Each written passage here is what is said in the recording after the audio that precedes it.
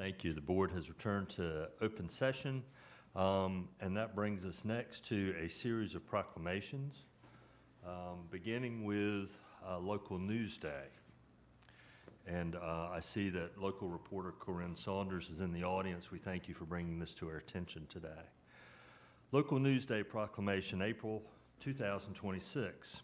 Whereas Americans overwhelmingly say local news and information is the most important and most trusted source of news, and whereas local journalism is a foundational element of a functioning and healthy democracy, and whereas local journalism equips communities for civic engagement and action, and whereas communities across the state are joining together to recognize and celebrate the importance of local news during the second week of April, and whereas the town of Nags Head community relies on trusted local news for reliable, vetted information, both in daily living and in moments of crisis. And whereas the town of Nags Head is served by several news outlets, and whereas the town of Nags Head recognizes the critical importance of local news in many forms, therefore, we, the town of Nags Head Board of Commissioners, do hereby proclaim April 10, 2026 as Local News Day in the town of Nags Head and commend its observance to all residents. This is the first day of April 2026. Having heard the proclamation, a motion to adopt would be in order. So moved. I have a motion and a second. All those in favor say aye. Aye. Aye. Opposed? Thank you. Our next proclamation is for Dark Sky Week, April 13 through 20th. A proclamation supporting the Dark Skies Bright Stars Initiative. Mayor, Yes. I think Chris Tremblay was going to make a few remarks all right. about this one. Thank you. Chris? Oh, I need to look at my printed agenda this morning, not the one on the computer. Sorry about that. No worries. Good morning, Mayor and Commissioners. Thank you for giving me the opportunity today to speak to you about the Dark Skies, Bright Stars initiative and the progress that we have been making. We are going into our second year, and I feel that we are gaining great community support, winning the hearts and minds of the community. For instance, Nest has been a fantastic partner in the community outreach that we have been providing with monthly dark sky sampling and testings that we do each month on a new moon. They have been vital in reaching out to the Outer Banks and Nags Head fishing piers and advocating for amber lighting. Joe Costello, our Deputy Planning Director, has brought in his GIS skills and has created and maintained our online mapping of dark sky and dark sky quality. Also want to say thank you to Roberta for really carrying like Facebook and marketing and how we present our materials out to the community. Paige Griffin, our event coordinator, has played a vital role in the community engagement in doing what she does best, event planning. She has supported dark sky demos at Dowdy's Park during the farmers market.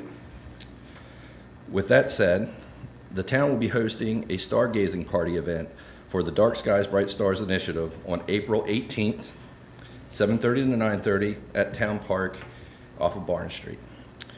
We have coloring contests set up for the school, and we will be posting the pictures and giving away prizes for the winners. We will be handing out these red flashlights. I think everybody's got one. Mm-hmm. The red flashlights and lanyards to the first 50 kids to the event, creating engagement for teaching about long wavelength lighting and how that, long wavelength lighting is good for the environment.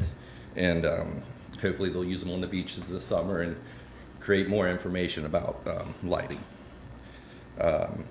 We'll have drinks for the kids. Also the cups that you see, which has a QR code that goes directly to the Dark Skies Initiative page, which has the mapping on it. We're encouraging the community to bring blankets and chairs to gaze at the stars. It's gearing up to be a fantastic family-friendly event. And without further ado, the proclamation. Thank you, and appreciate all your work on this, Chris. Thank you very much. Whereas the town of Nags Head recognizes that the preservation of the night sky is essential for the protection of the natural environment, human health, safety, and the quality of life of its residents and visitors. And whereas excessive and misdirected artificial light contributes to light pollution, which negatively impacts wildlife, disrupts ecosystems, wastes energy, and obscures views of the stars and planets. And whereas dark skies are essential for the health of nocturnal species, including sea turtles, migratory birds, and other wildlife that rely on natural darkness for survival. And whereas scientific research indicates that exposure to artificial light at night can disrupt human circadian rhythms, contributing to sleep disorders and other health issues. And whereas the preservation of dark skies contributes to tourism, recreational activities, and the overall enjoyment of the natural environment, which are vital to the town's economy and community identity. And whereas the town of Nags Head has launched the Dark Skies, Bright Stars initiative to raise awareness about the importance of reducing light pollution and to encourage responsible outdoor lighting practices. And whereas the town of Nags Head is committed to promoting public education, voluntary residential light evaluation, and sky quality monitoring, particularly on new moon nights, to better understand and mitigate the effects of light pollution. And whereas the town encourages businesses, residents, and visitors to be respectful neighbors and allow others the peaceful enjoyment of their property, and to utilize fully shielded outdoor lighting fixtures, use lighting only when necessary, and choose warmer color temperature lighting to minimize glare and light trespass. Therefore, we, the Town of Nags Head Board of Commissioners, do hereby proclaim support for the town's Dark Skies, Bright Stars initiative and Dark Sky Week, April 13 through 20, 2026, and encourages the community to join in efforts to protect and preserve the beauty and integrity of the night sky. Be it further resolved that the town will continue to work with local organizations, businesses, and residents to promote best lighting practices, enhance public education, and support efforts aimed at reducing light pollution, this being the first day of April 2026. Having heard the proclamation, a motion to adopt would be in order. So moved. I have a motion. Is there a second? Second. I have a motion and a second. All those in favor signify by saying aye. Aye. Opposed? Thank you. Our next proclamation is on Tick-Borne Disease Awareness Month.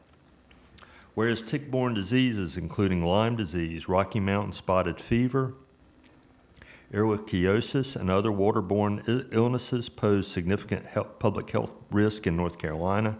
And whereas the state of North Carolina has recognized April as Tick and Mosquito Awareness Month to promote prevention, early detection, and education regarding vector-borne illnesses.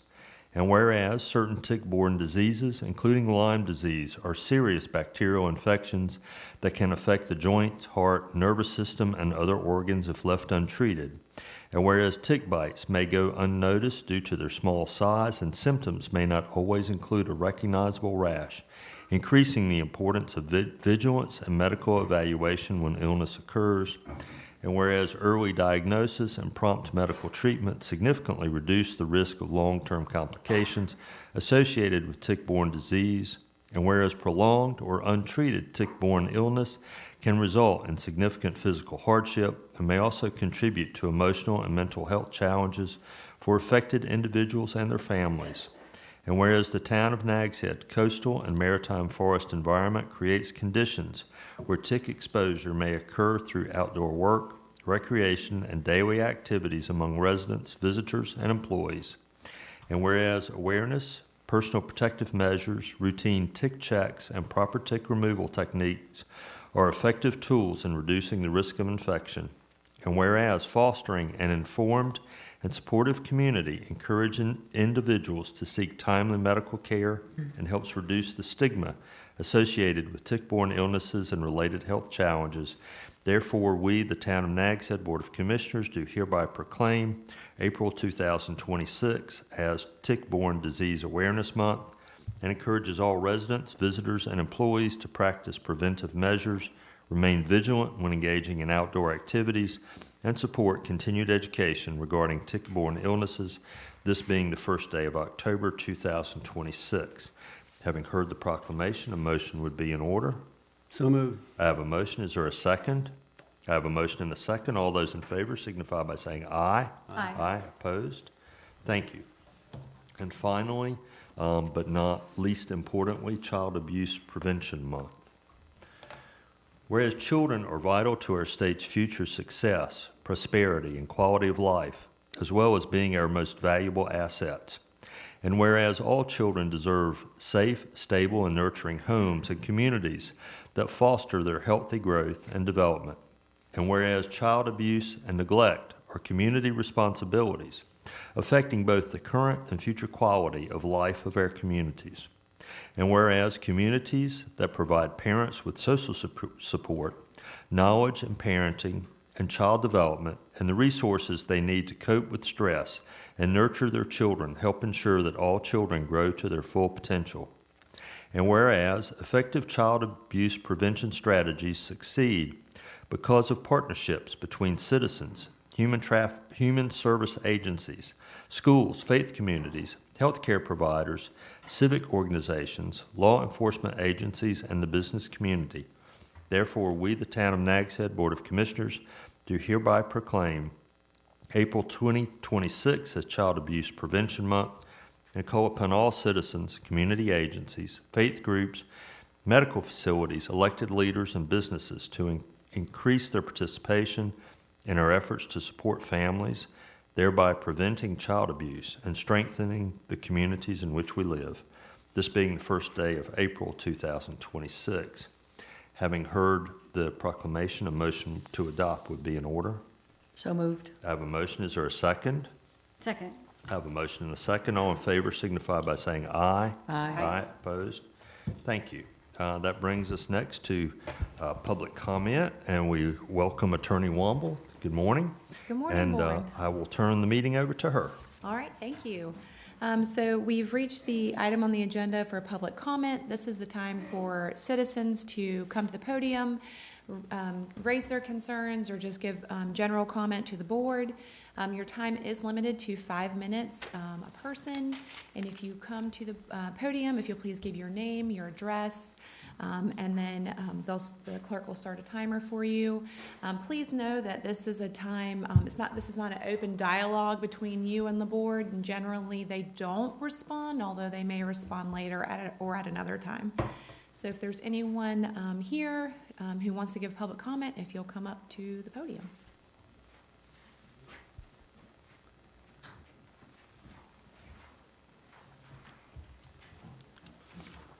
I prepared a speech. I apologize, but I would like to read from it so I don't go off, and I try to stay within my time limit. That's fine. If you'll just give us your name and your address to start, and then you can go right ahead. My name is Lori Patrick, 1106 Duck Road, Duck, North Carolina. I'm the owner of a home and 2 lots in the Pelican Park subdivision in South Nags Head. I'm here today with my neighbor, Crystal Mischio, who also owns a home in Pelican Park. I have vacationed and lived in the Outer Banks since the 1970s, and I've observed the town of Nags Head take very decisive action to address unsafe structures and enforce code requirements when public safety was at risk. Today I'm here because I have a very serious public safety concern involving a boardwalk structure located on my property.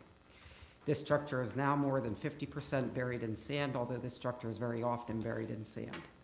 It has never been properly maintained, and as a result it is in a significantly deteriorated condition, including rotted missing boards, splintered handrails, and popping nails. I have owned and operated my own real estate company for 50 years. I was a licensed registered contractor for many of those years. In my professional opinion, I believe the structure presents a significant safety hazard and a potential liability risk. And I really do have to question why the town ordinances are not being enforced. Why hasn't the structure been condemned, and why hasn't an order for its removal been issued? I want to be clear. This is not about a private dispute or litigation. This is about public safety, consistent enforcement of town ordinances and rules, and ensuring that all structures meet applicable requirements. In December 2025, I requested a meeting with town officials and asked to review any permits associated with the structure, which was built before I acquired this property. I was advised that I would receive a follow-up within a few days, but as of today, I have not received any information. I've made multiple requests for clarification regarding the permitting and inspection of this structure. I've been told that a permit may have been issued in 2014, but I've received no documentation to verify this. Additionally, I have not seen evidence of a final inspection or certificate of usage. So, no proof of permit, no documented final inspection, no certificate of usage. This makes this structure non-compliant. and yet this non-compliant, unsafe structure continues to be used through present day, which not only increases my concern as we approach this 2026 rental season, it also increases my personal liability. I am aware other structures like Jeanette's Pier are proactively inspected, and when conditions are found making them unsafe, they're shut down. The action that this town just took with Jeanette's Pier demonstrates this town's commitment to protecting the public from unsafe structures. And yet, why has this town acted so differently concerning the structure on my property? Jeanette's Pier was permitted. It did have a final inspection. It does have a usage permit. It is a compliant structure. It has also been regularly maintained, so it has a history of being a safe structure. You cannot say any of this about the structure on my property. I have requested a qualified inspector from this town to meet me on site to evaluate the structure, but I have had no follow-up. I'm aware that a person in a town vehicle did go to this site. This person remained in the vehicle for 3 minutes and then left. I have spoken to Jonathan Kirks, who's a town enforcement officer. Mr. Kirks admitted to me he has only been in this position for a year. He does not know all the codes he's responsible for enforcing. I believe a year is a long time to learn these codes, and this is very relevant to whether this matter has been properly evaluated under applicable regulations. Given the visible condition of the structure on my property that is buried in sand with its prolonged exposure to harsh coastal conditions without any maintenance, I believe a formal in-person inspection was mandated. Although now, with what just occurred with Jeanette's Pier, I believe a formal order to immediately cease and desist usage of this deteriorating structure and a formal order to remove it is both reasonable and necessary. I believe anyone living in the Outer Banks, especially if their home is anywhere near the ocean, knows the condition these wooden structures would be in if they're covered with wet sand month after month after month for 12 years. A lot of nor'easters have hovered on our coast and done a lot of damage to our properties. I cannot stress this enough. The structure on my property has never been properly maintained. I know I'm repeating myself, but the structure is not safe. And again, it is non-compliant. Someone is going to get hurt. This isn't a question of if someone is going to get hurt, it's a question of when. So in conclusion, I am aware that a closed session is going to take place following this public hearing, and the issue of this boardwalk is going to be discussed.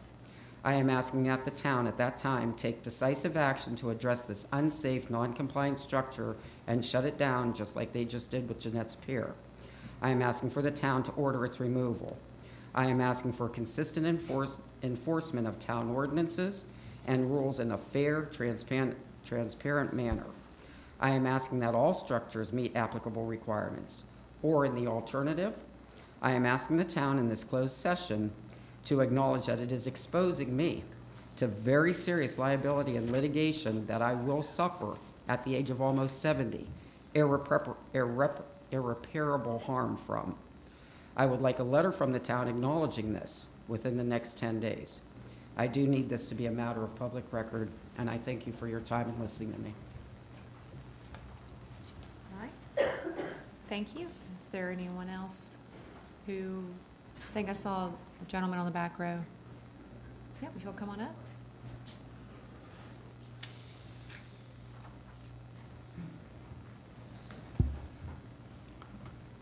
You'll start by giving us your name. My name is Michael Kelly, and I live at 436 Villa Dunes Drive, and I've lived in the town of Nags Head since May of 1972.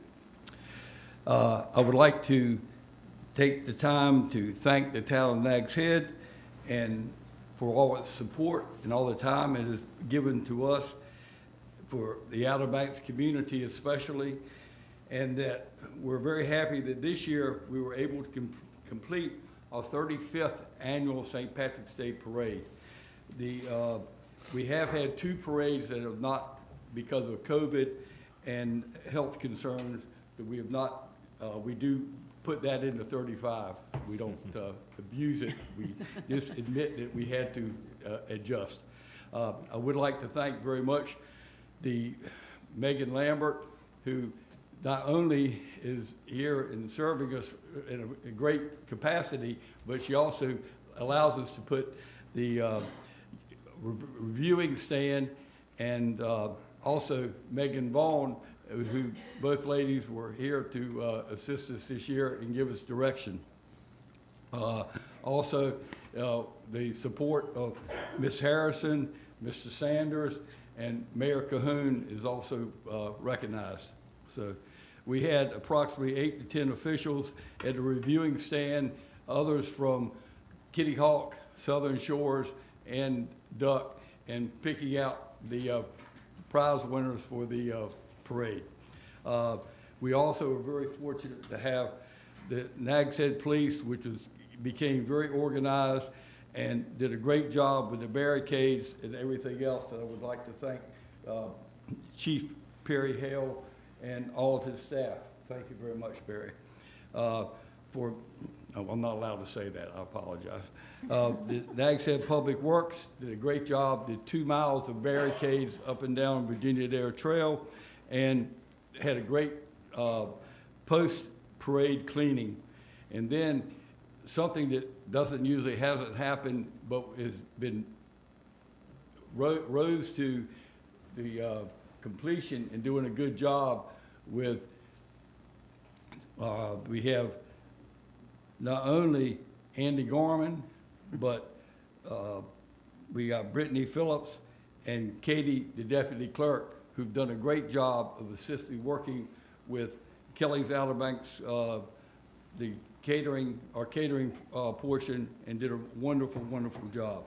And then finally, we have an old school 20-year person that has been committed to the town of Nags Head, being Bob Muller, and he has done now approximately 28 years of running the parade and doing an excellent job. So we thank Bob very much, and he offers condolences for not being here today. So also at this time, we're going to ready to yeah, we're ready to. We're going to. So is there anything else? I guess I should ask the. Anything else? Can I say? We're going to. You're going to show the video. That's fine. Okay. Okay. Thank you. Thank you very much. Should I pull up my audio one?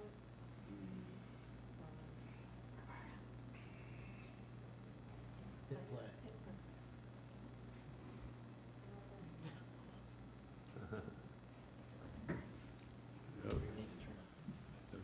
Sorry, text it down.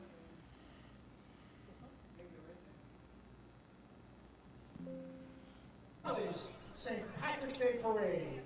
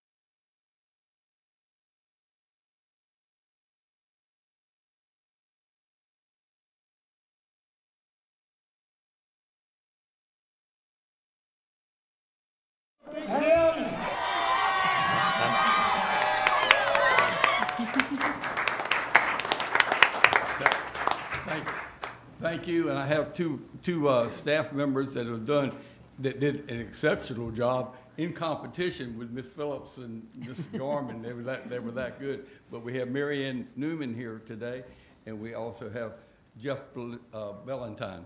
And I think Jeff's got a few statements. Thank you. Very brief. Nice job. Good morning, Mayor and council members. My name is Jeff Valentine. I live at 205 Albemarle Drive in Nags Head. I just wanted to give everyone a little depth as to what the parade produces. So, quote unquote there. So, you can start with any one of them. There's a Facebook page dedicated directly to the parade, putting up pictures, announcements, things like that, directions, people from out of town requesting recommendations for places to stay, etc. like that. The coverage over the past 28 days was 200, and I believe that's 92,921 people have viewed a picture or postings on that page, many of them from out of town. The video that you just watched was also viewed by about 6,077 people. The context with this, basically you can call them views, whether they scan or you're just looking, 292,000 is a lot. Can we switch to one of the other? Yep. Okay. We took the aerial drone footage from the parade, and I took screenshots going south and north of Admiral, and not including right at Admiral, which was quite a grouping of people. Northbound was an AI head count, basically, program. Took the screenshots in there and approximated there were approximately 6,300 people northbound alone from Admiral, from Admiral, and approximately 9,000 southbound. So you're talking about 15,000 people. And again, it's approximate, but more than guessing, which we've had in previous years. There hasn't been anything to really back that up. Knowing how important the parade is to everyone here, and again, like Mike said, we appreciate everyone's help with this and aid with this. We look forward to speaking to the town and the Tourism Bureau, who we spoke to briefly yesterday, in the near future, and to discuss the future of the parade. So thank you for your time. Thank you. Thank you. Is there anyone else for public comment? Yes. Hi, I'm Corinne Saunders with Outer Banks Insider, and I'm an unincorporated Dare resident, but I'm just here today to invite the full board and Nags Head residents in general to Local News Day. Thank you all for accepting the proclamation that I submitted. I have submitted those to all of the local governments. If you haven't heard of Local News Day before, it's because this is its first year ever. Montana Free Press actually launched this initiative, and North Carolina has really taken it up across the state. We're having NC News cafes in various locations, spearheaded by NC Local. I am organizing the local one that's in Nags Head, actually, at Wave Riders. So it's Friday, April the 10th from 9 to 11 a.m. And you can come and have coffee on us. And it's just a time of casual conversations. Meet the journalists who are working hard in public service for you all. And hope to see you there. We'll have different news organizations. I think there's about 7 from Currituck to Ocracoke that will be represented that I've reached out to, and everyone is going to attend. So yeah, we'll hope to see you at Local News Day. Thank you, guys. Thank you. Is there anyone else who wanted to provide comment to the board? I think that is it. All right, great. Thank you, everyone. Thanks for everybody who's contributing so much to the town of Nags Head in so many various ways. We really appreciate it. That brings us next to our consent agenda, which you have before you with 5 items, and a motion would be in order. So moved. I have a motion. Is there a second? Second. I have a motion and a second. All those in favor signify by saying aye. Aye. Aye. Opposed? Thank you. That brings us to reports and recommendations from the planning board and the planning director, and we'll call on Director Wyatt, please.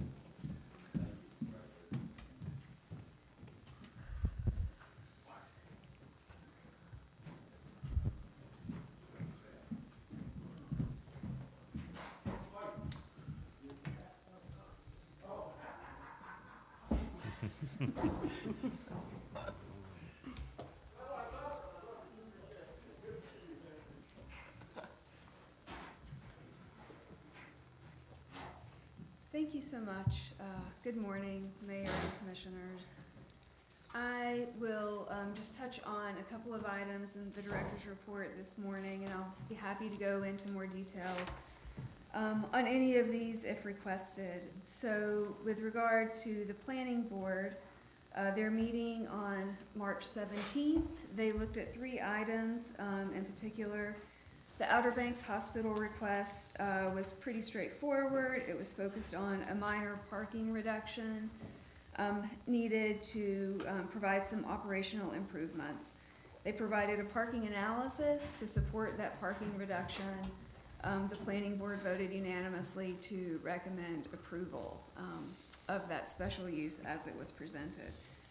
The Planning Board also reviewed and recommended approval of a proposed text amendment to establish a use restaurant waiting lounge.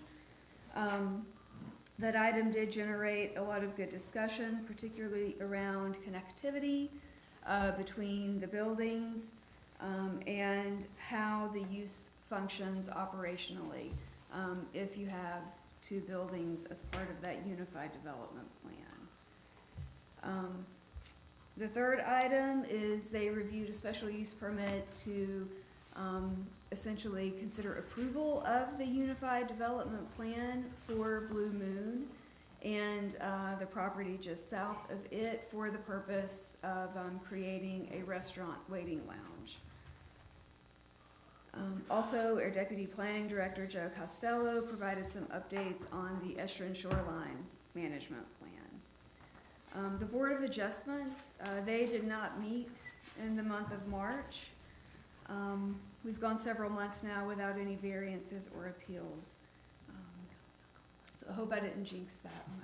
I have something to present next month. But the Septic Health Advisory Committee, they continue to really focus on trying to increase participation in the septic health program.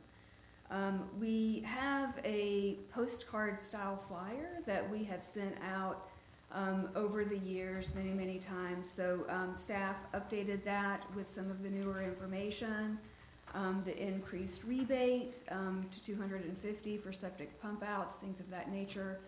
All of that was included on this outreach. We used Access Design, and that should be going out soon townwide. So hopefully everybody receives that in their mail.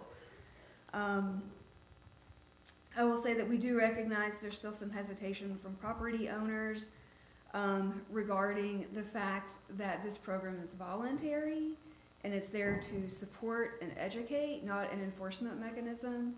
I was giving a presentation for a community event recently, and we heard from people in the audience that they were a little fearful of inviting the town onto their property to do a septic inspection for fear that they might find something else or report something else. And I just want to reiterate, our environmental planner, Connor Twitty, he handles this program. When he comes to your property, the only thing he cares about is your septic system.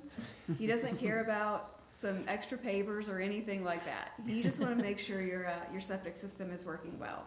And we tried to hit on that in our flyer as well. We also recently received approval for the Division of Water Infrastructure 0% interest loan program for that scope of work, and we have a presentation on that coming up next. And the Septic Health Advisory Committee, their next meeting is going to be on April 27th. A lot of work going on with Estuarine Shoreline Management Plan. There's progress along all the areas. The Harvey Soundside Living Shoreline Project is in a permitting phase now, and we anticipate construction with that later in the year. Villa Dunes Drive, we're working directly with property owners to better understand constraints that they're experiencing there. And we're working alongside environmental consultant George Wood with that. Soundside Road, we have shifted away from the offshore breakwaters or the islands.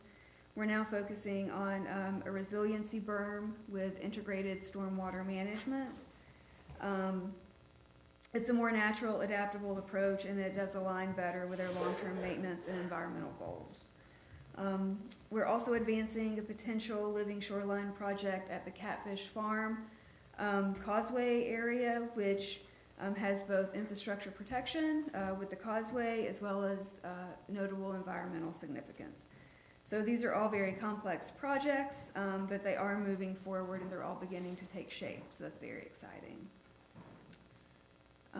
Sand relocation program, we do continue to see a high level of activity here. We received over 230 sand relocation applications. That's about 70 permits since we last spoke, so that's a big influx of authorization requests. Dune cost share participation is also going really well. We have about 115 applications received there, and we have dispersed approximately 340,000 of the 400,000 that was allocated. So that is very successful. With regard to Dowdy Park events and Art and Culture Committee, as always, that's where a lot of the work has been going on recently. They met in March, the Art and Culture Committee met in March, and they voted to continue the 2026 Dowdy Park Farmers Market, the same structure that we have had previously, with all the full-time vendors coming back and our rotating vendors staying the same. So with that, as have been mentioned in the past, there's not a lot of room for new vendors, but there should be a couple of rotating spots to get some new faces in there as well. The committee also reviewed and approved updates to the market rules, just establishing some policies with expectations of our vendors and a mechanism to enforce those should we have a problem moving forward. So our rules were pretty good. It just said that the event coordinator had full authority to enforce them, but we wanted to give a little bit more detail there and clarification. So that's been taken care of as well. Paige Griffin, our event coordinator, she has pretty much wrapped up all the summer programming, 14-week summer concert series, farmers markets, fitness, wellness programs, family and children's events, Wagon Wednesdays, so many things to look forward to, and it's really starting to kick up, so that's exciting. And then lastly, I do want to show on the screen that we did receive 2 new art panels that will be going up within the town for our Art Masked project. The first, this is the front and back. This was done by Noah Snyder. I believe that is going to be going at June Street officially. And then this one over here on the end, this was done by Dawn Gray Moraga, or Red Dawn, I think everybody knows her. This was a nod to Dowdy Park, and also a nod to Carrie Oaksmith Sanders and all of the dedication and time that she has put into this community. So this one's really exciting, it's really special, and we're that's going to be going up at Veteran Street, I believe. So I just wanted to point that out. But that is all I have with regard to what the planning department's been undertaking this month, and I'm happy to answer any questions if you have. Commissioner Vaughn, anybody? No questions. Thank you, Kelly. Thank you. No questions, thank you. No questions. No questions, but since we just heard the parade presentation and since you're at the podium, I just want to thank again you, the manager, all of those who had input into the new crowd gathering and event rules that we adopted. And this was the first parade that we had under those new regulations. And by all accounts, everything went very smoothly. And so just want to express those thanks. Thank you. Okay, sure. All right. And then you're still there. I am still up. So for this, I do have a brief presentation to go through. Hopefully everyone's familiar with this wonderful opportunity that we had through the Division of Water Infrastructure to receive $500,000 to disperse through a 0% interest septic repair loan program We have been notified that our scope of work has been approved. We've got signatures, and I think all we're waiting for right now is just to ensure that the funds are available before we start really pushing our outreach. But to just go over some of this, this loan is going to be more of a targeted approach and an expansion of our existing septic program, and I just wanted to walk through how we plan to roll it out and what comes next. The program builds on our existing septic loan program. Our existing program, it is a low interest loan. You can get up to $12,000 to help with septic system repairs. That remains in place, and that is going to be available townwide. But what this opportunity offers is up to $20,000 per property with a payback over 5 years at 0% interest, which that is just a wonderful incentive, and we hope to have a lot of participation here. Like I said, we're currently awaiting the formal funding offer, but we did receive word that the scope has been approved. So once we get that in hand, we'll be ready to move on this. And again, the goal here is to remove any financial barriers and encourage proactive repairs of septic systems before potential future failures. So moving forward, talking about our targeted approach, we wanted to be very intentional about where we focus these funds. Staff identified 283 properties that present a higher risk or more vulnerable due to their proximity to sensitive water bodies and other factors. We mapped the properties that are adjacent to the marsh, the sound, large drainage areas, and then refined that list. So we removed properties that have already had recent septic maintenance based upon Dare County Environmental Health Department records. We removed properties that have newer or non-conventional systems. We removed properties that have already participated in the septic loan program. And what we were left with is a focused group of low-lying, vulnerable properties where any septic failure would likely have the greatest impact. So the Septic Health Advisory Committee and staff felt that this approach helps ensure we're using the funds where they can make the biggest difference and the most impact. And I realize that map's pretty small, but we do have those low-lying properties identified in more detail.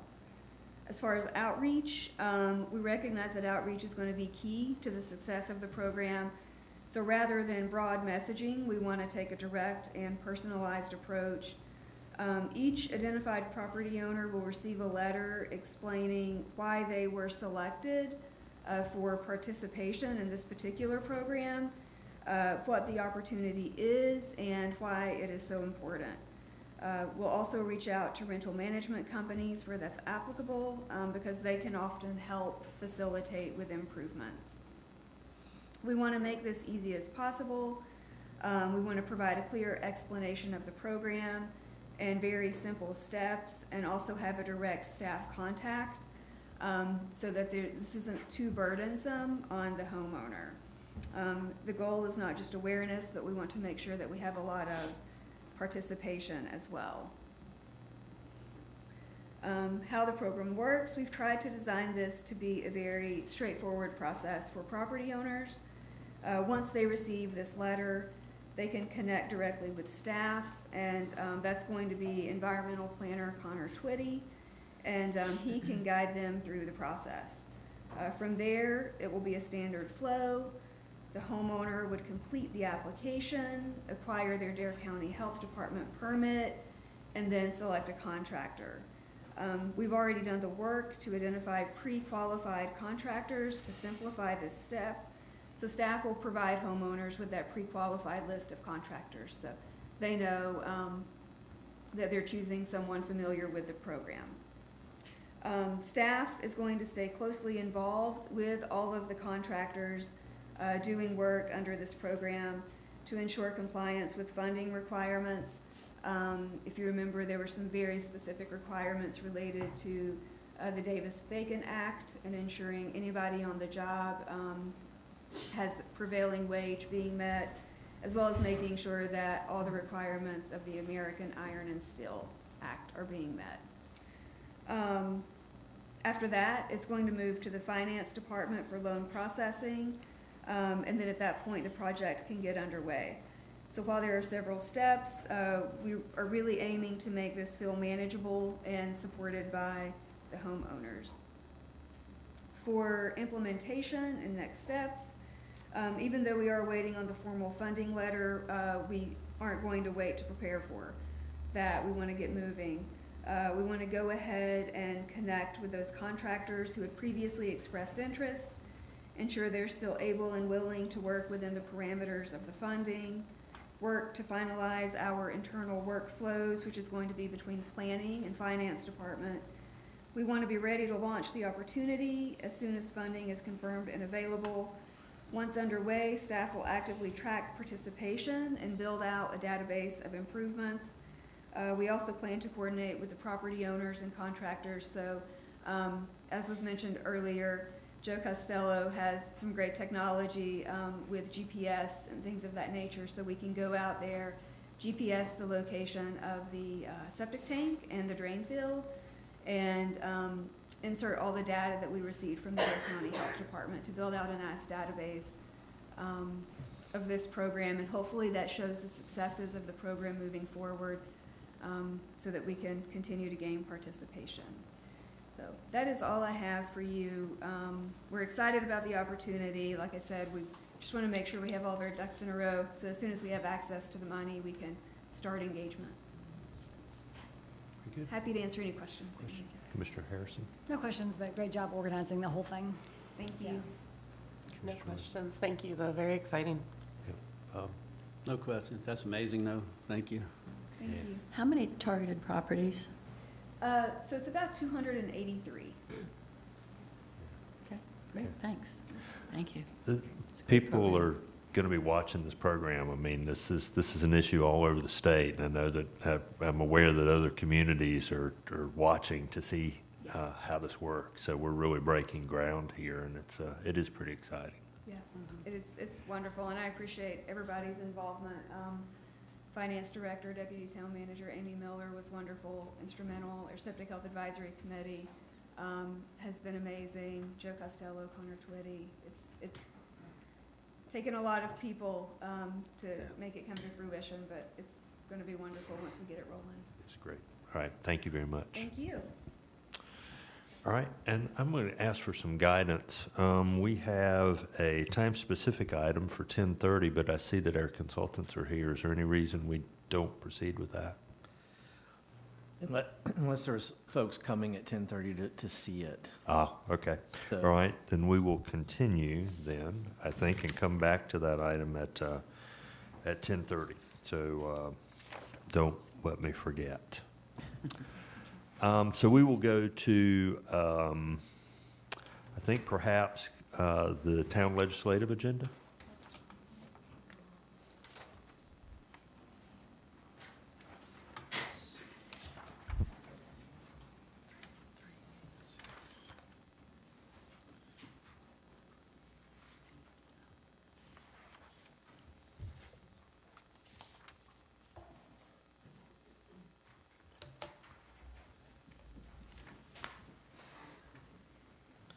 All right, thank you, Mayor and Commissioners. As you remember, we had a discussion at your March regular meeting with a presentation from our lobbyist, Whitney Campbell Christensen. And we had met with the lobbyist as a staff back in, I think, January to kind of go over the agenda. You know, as we mentioned previously, the agenda is largely consisting of items we had from the prior year, recognizing that the state really hadn't addressed a lot of the issues in last year's discussions. Legislative sessions just weren't that productive. So a lot of the things that we have on our agenda remain intact. We did discuss one item that we had had in a prior agenda regarding looking at ways to protect the shoreline, recognizing that the Coastal Resources Commission is looking at doing a report or a study on future legislative efforts to look at shoreline structures. We decided that we would remove that item for now. But the agenda that you have in front of you is essentially the same as it was in March. I hadn't received any comments from anyone asking for changes, so if the board is okay with what's being presented, then this is what we would take to the lobbyist and present to the legislature. So looking for any other feedback and approval of the agenda. Okay, all right, very good. I'll start, I think, on this end. Commissioner Vaughn? No questions. It looks good to me. Okay, Commissioner Sanders? Same, yes. Commissioner Weber? No questions, I'm okay with it. Commissioner Harrison? I'm ready to approve this. Okay, all right, very good. Then how about we do it by motion then, if you're ready to Okay, approve? I'll make a this motion one? to approve this. All right. Do I- Legislative agenda. Do I have a second? Second. I have a motion and a second. Any further discussion? Hearing none, all those in favor signify by saying aye. Aye. Opposed? All right, great. Thank you very much. Thank you.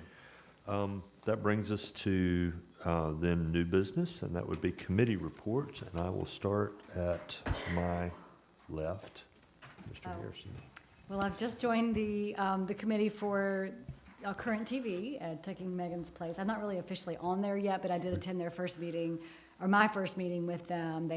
All the public information officers from all the towns got together and just discussed what's coming up for the future years. So I'm just getting my head around what they do and just joined that. So things are happening. Thank Yeah. you for doing that. I think you'll be a Happy to. great fit for Thank that. you. I think that's going to Yeah. be really good. Thank you again. Commissioner Lambert? No new reports. Ms. Wyatt just gave an excellent report with the Septic Health Committee, so I won't repeat that. But yes, Commissioner Harrison is taking over on the Government Education Access Channel Committee. I've really enjoyed serving on it, but I'm really excited for the committee to have you. Yeah, they're going to miss you. What, y'all have fun. It'll be good. Yeah. Can I say something? Town Clerk Brittany Phillips just pointed out something that, I know that it was the intent of the board to appoint Molly to that committee, but I think that you need to take a formal action to do that. Okay. All right, very good. Then somebody want to make that motion? I'll make that motion to appoint Commissioner Harrison to the Government Education Access Channel Committee. All right, very good. And I have a second. Any discussion? Hearing none, all in favor signify by saying aye. Aye. Aye. Opposed? Great. Thank you. All right, thank you, Brittany, for keeping us official in line. Anything else? Commissioner Lambert? Okay. Commissioner Sanders? I also don't have anything to add to what Ms. Wyatt said about the Estuarine Shoreline Committee, so. Okay, all right, very good. Commissioner Vaughn? Tourism Board met late last week. It was a rescheduled meeting, and I had a conflict, so I was unable to attend. I don't have any minutes yet from the meeting, so I don't have much to report. I think we're all aware of the ribbon cutting on the new boardwalk that's coming up this month now in April. So we'll look forward to seeing everybody there, and I'll keep you posted. All right, very good. Thank you very much. Appreciate that. Then that will bring us to the presentation of the classification and compensation study report.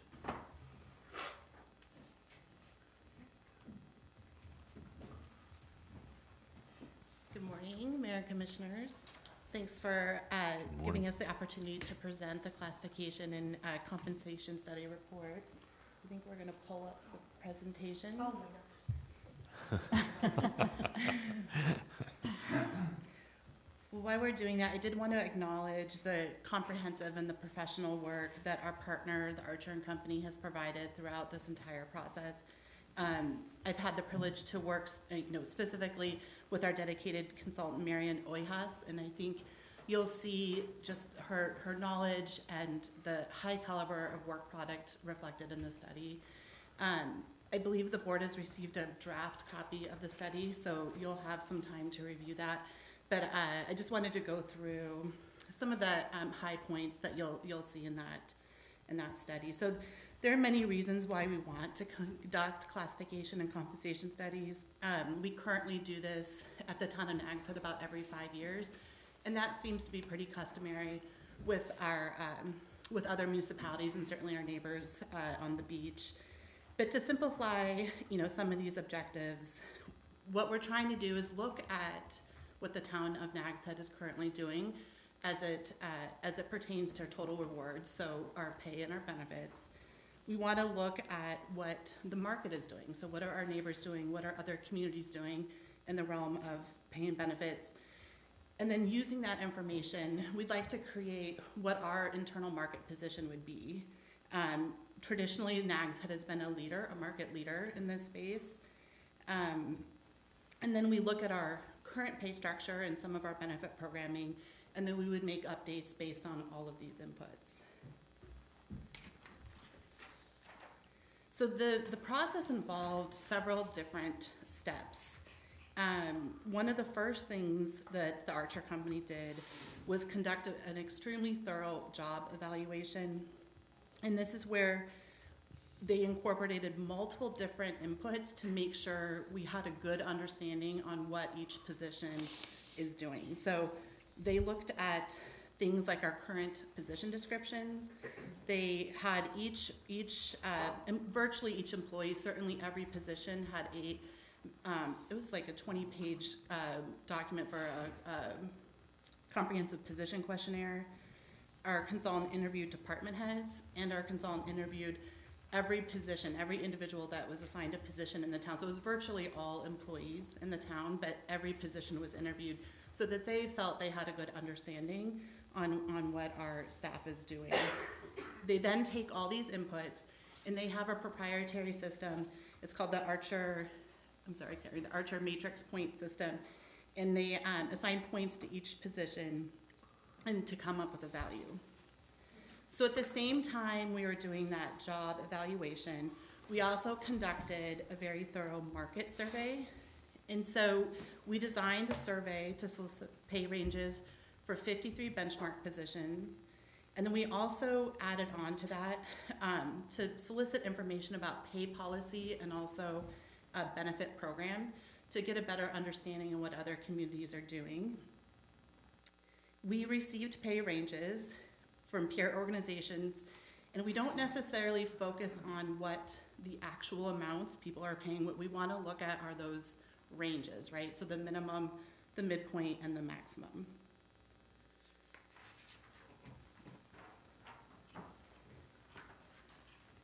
So these are the communities that we selected as our market peers.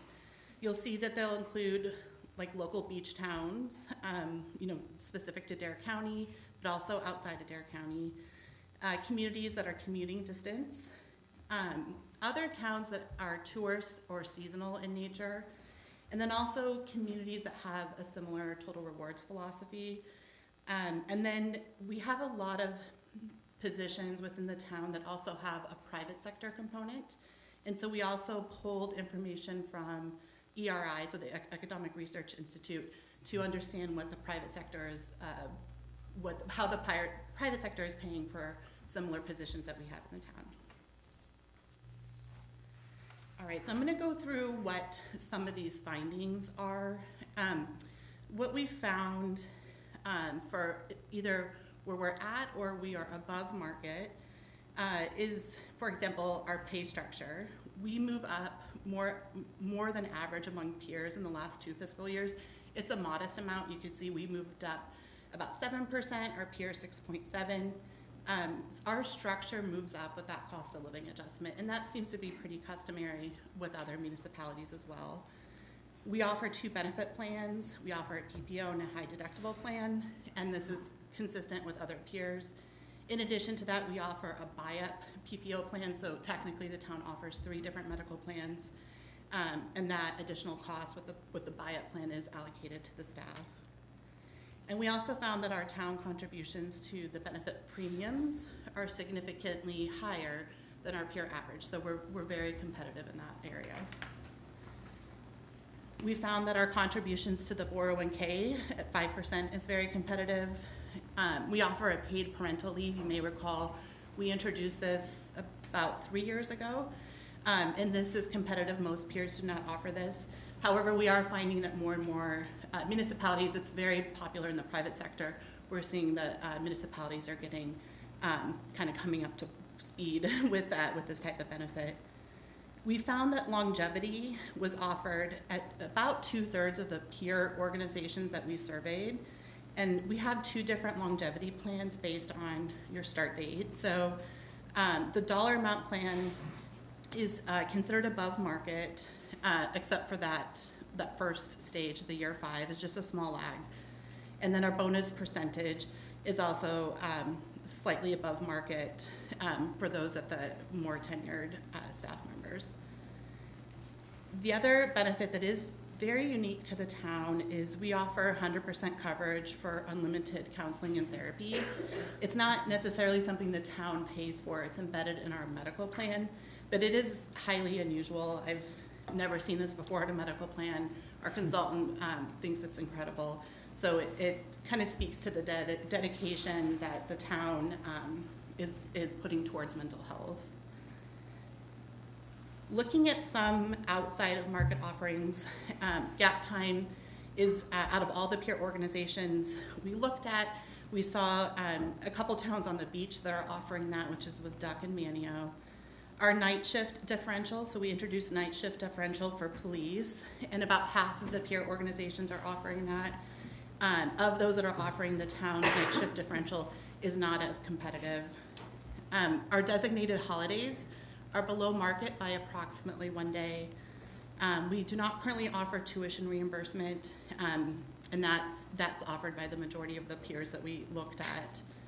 And then our promotion pay policy is not currently competitive.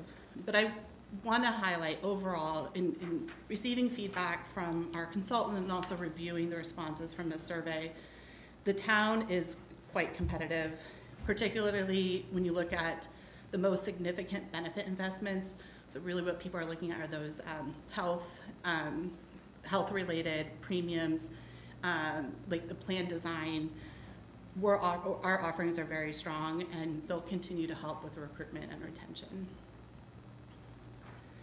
All right, so we've at this point of the study, we've completed the salary survey and the job evaluation. And so now it's time to complete the pay structure. So the Archer Group uses exponential regression analysis to draw a pay line. And that integrates both of those data points we talked about, the internal value, so the job evaluation, and the market value. And that becomes the basis of the new pay structure. So when they were developing our pay structure, similar to any other pay plan, each pay grade is assigned a range that has a minimum, a market reference point, and a maximum. Now, the market reference point is not a traditional midpoint that we have seen in our previous plans. I like to think of this as a little bit more innovative. It's also more relevant because the market reference point is based on the average market midpoints for every job in the grade. So we're actually using market data to determine that market reference point. It's not just right smack in the middle of a pay grade range. Each pay range is 58% wide. Our current pay ranges, when we look at from our hiring rate to the maximum, is 55%. So this offers just a little more growth for especially our most tenured staff members. So looking at just a couple more comments about the structure. The structure itself is set to be a modest amount above the average pay, and that's because of our position of a market leader. And we also incorporated the cost of living adjustment, which is what we've been doing every year. And the other big change for this updated structure is we reduced the distance from the range minimum to the market reference point. So that way staff can reach a market-based pay within 6 years. I think currently it's about double that. So we reduced that distance to get to the market rate, and then we expanded the distance on the other side so that we're recognizing those individuals that are here for the long run, and they have more earning potential on the maximum side. However, that said, the range minimum is still considered to be a very competitive rate, and that will remain our most common hiring rate. All right, so let's look at the structure. This is hard to read, I'm sorry. We tried to put a lot on here.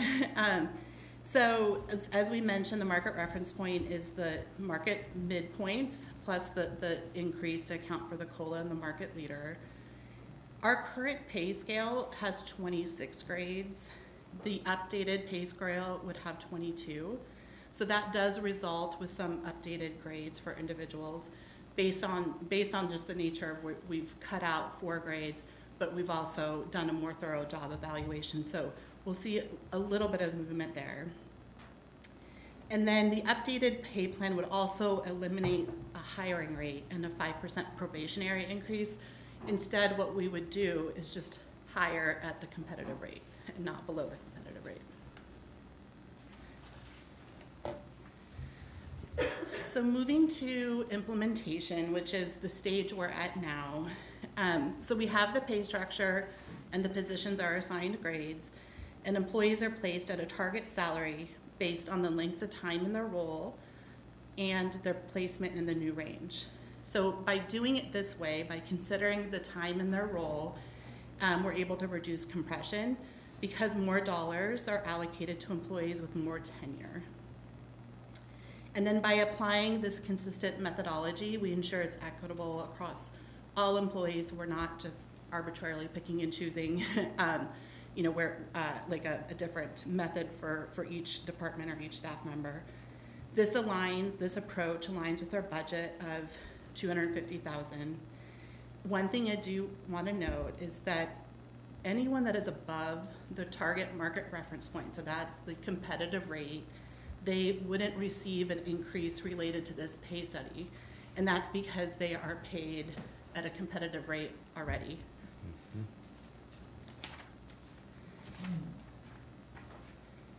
So what happens on July 1st is we'll apply an estimated 3% COLA. That still has to be approved by the board. So that amount will adjust based on what the board decides. And then the salary adjustment would be applied that aligns with the pay study recommendation, and that impacts approximately 87 employees. And then we talked about looking at how we're going to reduce compression, and that is where we're looking at 4 different tenure categories, and you can see the 4 different categories. It goes up to 7+ years, and then levels below that. And again, those that are furthest away from that market reference point, holding the job tenure constant, will receive the largest adjustments. Okay, I'm going to regret putting this one up here because it's hard to read. But I just wanted to play out an example. So if we look at those middle columns, you'll see that there's a number of years tenure between 3 and 7 years. So let's say someone has a compa ratio of 0.79 there. You can see on the chart that somebody that has that 0.79 compa ratio, they should really be at, with our recommendation, at 0.84. And so in this case, that would result in a 5% increase. And again, this chart is based on those that are not at that market rate. Anyone that's at the 100% that you see at the bottom of the chart wouldn't necessarily receive an increase. All right, so there's other components of the study aside from just the benefits and the pay. We're also looking at updated position descriptions because we've had a lot of different input into that, so we'll have fresh position description. We're also looking at our salary administration policies, and so we will be presenting that for the board's consideration to adopt on July 1st to align with the pay study. And then we're also looking at developing a formal compensation philosophy for the board's consideration, just so we can like advertise and also make sure we have something to constantly refer to, so we're remaining consistent and constant with how we're approaching our total rewards. So for next steps, we ask that the board review the draft study and then provide any questions or feedback to the town manager by April 15th. And then we would ask the board to consider adopting the formal study at the May 6th meeting. Any questions at all? Before we open it up to questions from the board. For the benefit of the public, will you speak briefly to the level of interaction that the consultant has had with staff and staff's sort of characterize staff's response to that? Yeah, it's one of the reasons why we chose the Archer company is because of the high level of employee engagement. That was something when we went into the RFP process was important to the town. And so our consultant has been out. She has been out and conducted preliminary kickoff meetings in person. So we had 3 or 4 of those, and all staff were invited to attend. As I mentioned, she conducted interviews for every position in the town, and I want to say it's probably 85 to 90% of staff were interviewed and had a chance to meet with her, either in a small group setting or in a one-on-one setting. And then our consultant also came out for the board retreat to talk about just where we were in the process. And we've invited her out again on April 26th to conduct additional staff meetings to show what the findings were with the benefit and the pay study, and also next steps for implementation so they understand what to expect. So it's been refreshing to see this level of engagement. I believe staff has really appreciated. Some feedback I had just from the interviews, was they appreciated, no matter what the outcome, they appreciated the ability just to be heard, and so they could, Marion could understand their position more thoroughly. Right. It's been tremendous feedback. Yes. Thank you. All right, questions or comments, Commissioner No questions today. Thank you very much, Jan. No, this is fabulous. Just for clarification, I guess a market reference point came from an average of the salaries from the towns that you listed at the That's very right. beginning. The Okay. average of the midpoints. The average of the salary. midpoints, That's okay. right. The midpoints, all right, thank you. All right, thank you. Commissioner No questions, but thank you so much. This is awesome. Harrison. No questions at this point. Okay. Thank you. Great job. Thank All you right, all. thank you very much. We are at 10:23, and we have a 10:30 specific item, so I'm gonna, and to give them time to sort of prepare and get set up for that presentation, I'm gonna call for a 7-minute recess. So the board will be in recess until 10:30.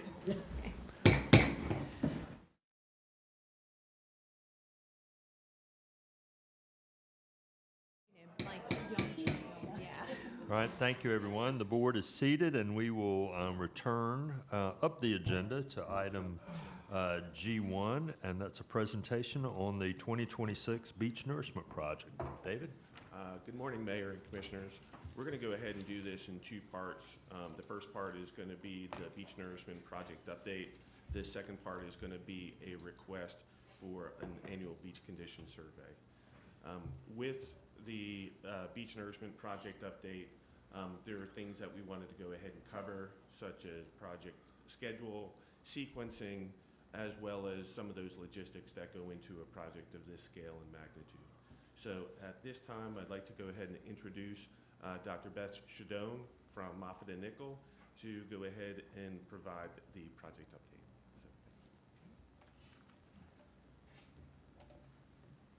Thank you, David. Thank you, Mayor and Commissioners. It's a privilege to be here today. We always appreciate the opportunity to present to the town and to work with you on this project. This is an outline of the presentation. I'm just going to briefly review some of the things that are going into the pre-construction preparation, talk through the updated schedule, means and methods, how is the contractor going to be accomplishing the project, and what can the town expect. Go over our plan for project progress meetings, highlight some of those very important environmental commitments to ensure that the project has the least environmental impact possible. Talk briefly about the town's plan for public information updates in coordination with the contractor, and then open it up for questions. So some of the pre-construction preparation for the project is already underway. Sometime, I believe, either later this week or early next week, the contractor survey company, which is called NV5, will be performing a number of different surveys. They are doing a cultural resources survey where they intend to lay their subline, which is the pipe that goes from the dredge to the beach, to make sure that those areas will not have any negative impacts on potential cultural resources like shipwrecks or anything else, or any biological resources. They will also be performing a beach conditions survey for pre-construction so that the town can determine the location of the additive alternate material. As you'll recall, the town awarded 200,000 cubic yards of additional material. That is yet to be determined exactly where that will be placed, so that will be targeted to those areas that are in most need as determined by the pre-construction survey. Moffitt and Nickel will then make the necessary adjustments in the template and issue the construction drawings for use by the contractor. This is the updated schedule as it stands right now. There is some flexibility or potential changes that may occur, but right now this is the plan that the contractor has presented to the town. They will be beginning mobilization April 19th, so a little bit later this month. That'll be starting with the shore side work. They'll receive their yellow equipment. They'll start mobilizing the shore pipe, potentially installing some of that shore pipe before the dredges arrive. Starting April 23rd and continuing into May 4th, they'll be doing in-water work where they're installing those pipelines that will be going from the dredge to the beach. And then they'll be mobilizing the dredges. This project at this time is going to be conducted, and I'll get to this a little bit later, but it is going to be conducted by 2 dredges at the same time. So they'll be utilizing a hydraulic or cutter dredge in the southern part of town and a hopper dredge in the northern part of town, and operating 2 work areas at the same time in order to complete the project more quickly. Right now, it's anticipated that dredging and beach fill operations will start May 4th, and that will go through July 6th. At this time, there's a potential, given that there'll be both of these dredges operating together, there is a potential that that could potentially end earlier. The contractor's giving us July 6th right now to account for any potential weather delays or any of that. And then there'll be dune planting and sand fencing installation in targeted areas, and that will be taking place from June 20th through July 20th. And then as I said, dredging operations will be completed July 6th, and then the contractor will be conducting demobilization, removing all of the pipelines, removing the dredges to other operations, and finishing up the project. So that's the current plan. Just wanted to give you an idea, and I know many of you are very familiar with these types of projects, but wanted to go ahead and show the 2 dredges that will be operating as part of the project. The hopper dredge will be the Magdalene. The contractor on this project, as you'll remember, is Weeks Marine. So the Magdalene is one of 2 relatively large capacity hopper dredges that'll be operating on the project, and then the hydraulic or cutter dredge that will be used is the RS Weeks. So the hopper is the one that goes to the borrow area, loads the sand, drives over to a pipeline, lets it out, and puts it on the beach. The cutter dredge stays offshore and is in the borrow area operating continuously and continuously pumping the sand straight to the beach through the pipeline. This is a very busy slide, has a lot of information on it. We've gone ahead and given you an idea. The yellow area is the borrow area right here. And the hopper dredge will basically be coming over here, loading up, and then going to the sublines that are shown here towards the northern part of town and Reach 1. And that is where the sand will be unloaded for the hopper dredge. So the hopper dredge will mainly be constructing in Reach 1. The cutter dredge will be working, that'll be in the borrow area operating, and then there'll be two sublines that are shown here in red that'll pump first to the south and then north, and then they'll switch to the different subline and work south and then north. Oops, I'm not done with this slide, it has a lot of information there. So right now, the order of work, the way that they've planned it, the cutter dredge will start on that southern red corridor, which is approximately at Camelot Street, station 948. And then it will be pumping south down towards the Park Service property. And there is, as we've discussed before, a small taper into the Park Service property of about 500 feet. Then they'll flip their line and head north from Camelot Street.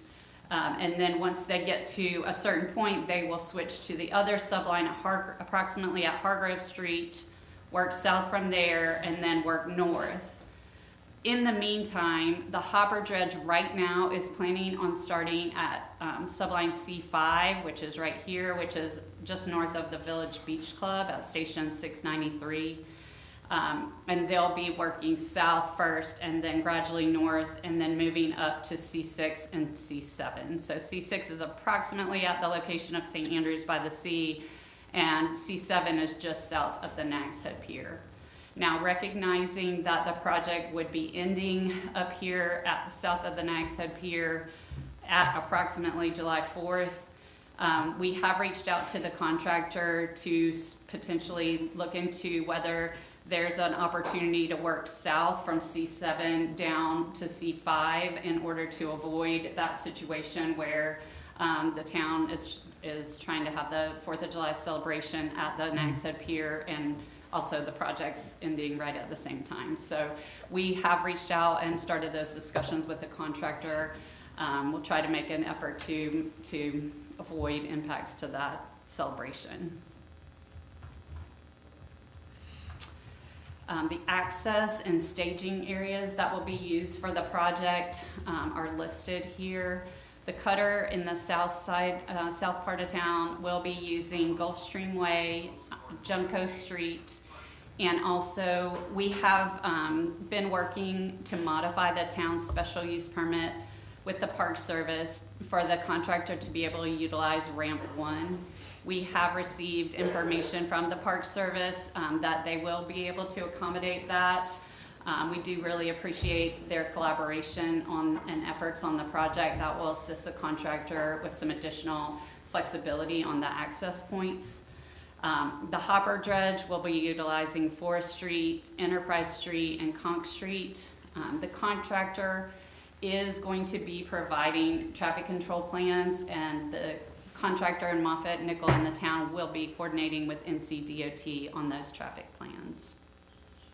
And what you may expect here is that there may be intermittent closures or partial closures of some of these access points, depending upon the operations and how that is going to be conducted. Probably the longest closure will be during mobilization when they're loading all the pipe onto the beach, or demobilization when they're trying to make those removals. Working with the contractor to be able to maintain as much public access as possible. Also wanted to talk briefly about the beach experience, what can be expected. I know Nags Head has done multiple projects in the past and many people are familiar, but highlighting that this is a 24/7 operation. Work does continue into the night. There will be active work area closures. Daytime closures are anticipated to be about 1,500 to 2,000 feet of beach. The nighttime closures will be about 1,000 feet of beach. Beach access will be provided via sand ramp, and you can see that picture down at the bottom, what the sand ramp kind of looks like. Those are required every 500 feet and at any public access point, so any beach access point, they'll be required to install sand ramp for access. There should not be operations in one specific area more than 2 to at the very most 4 days. So I know there are, impacts to visitors due to this, but hopefully it won't be prolonged impacts in certain areas. And I do also want to highlight that the contractor is very cognizant of the operations being in the summer and the number of people that'll be around and be on the beach and are very safety conscious. So while some of these closures may be inconvenient, it is definitely for the safety and importance of maintaining public safety is just really paramount to everyone involved, the contractor, the town, and the engineer. As many of you, I'm sure, are well aware, there are some exposed structures, particularly in the southern part of town. Some homes that will be in the placement area, potentially sandbags, some dune walkovers, which may have had the dune eroded in recent storms, and then there are also the ocean outfalls. The contractor, Moffett Nickel, and the town are coordinating with NCDOT on the outfalls to ensure that there's no impacts there to the stormwater outfalls. And the town has been working with the contractor as well to make plans for how to handle some of these situations where there's structures and dune walkovers. So just aware of that, just pointing that out, that the contractor will be faced with this situation.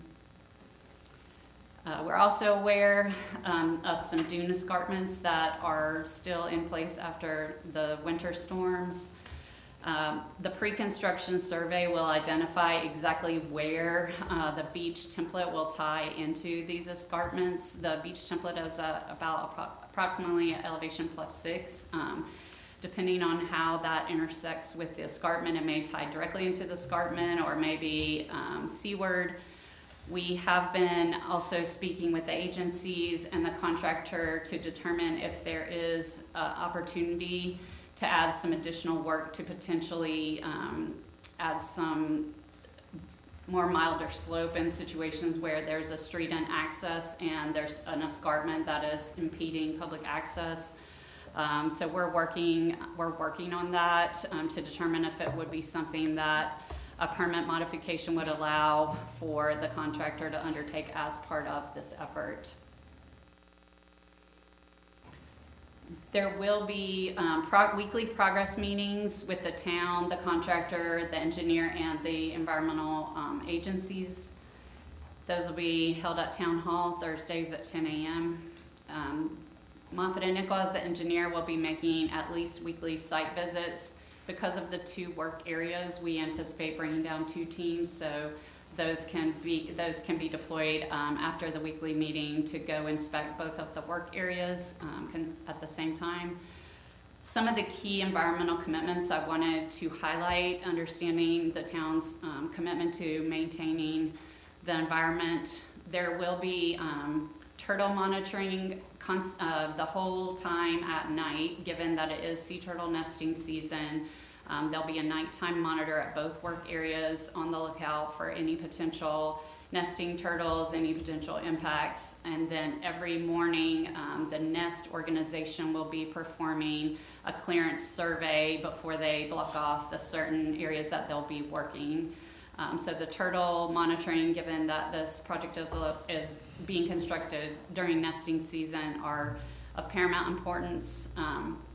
The contractor in the town will also be performing relocation trawling so that when the hopper dredge is dredging or when they're sailing, they will be conducting trawling efforts to kind of block any turtles from potentially getting close to the hopper dredge and then relocating them elsewhere away so they cannot accidentally get dredged up. So that's another environmental commitment to avoid impacts.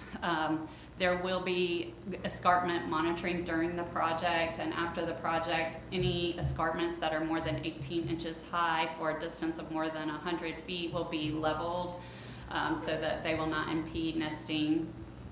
There'll be sediment quality monitoring. There'll be visual monitoring every day, and then every week they'll be sending a sediment sample to the lab to ensure that the material is compatible.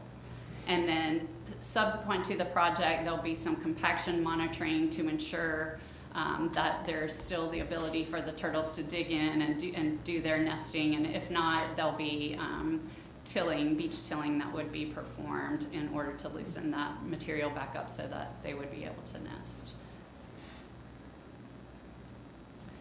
The public information updates, I can't take too much credit for this, as the town does a lot of it.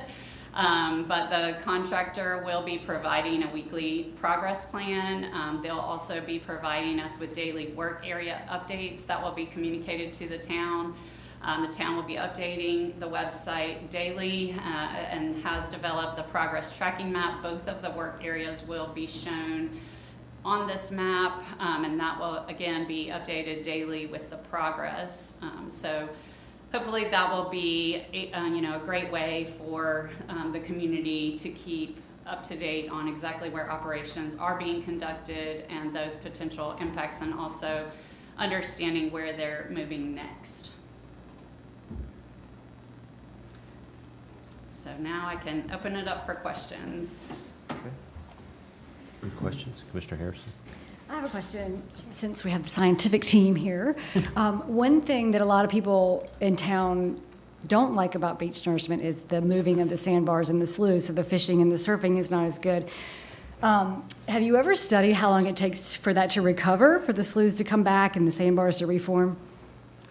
I personally have not. I would guess, it probably depends on the weather and the waves. If you have a rough winter, probably by the next year, you're back to kind of the same situation. Great question. I don't have a good answer for you. Okay, I just wondered if you'd ever studied it. Yeah, okay. Yeah. But Okay. understanding that, yeah, there are those short-term impacts. Yes.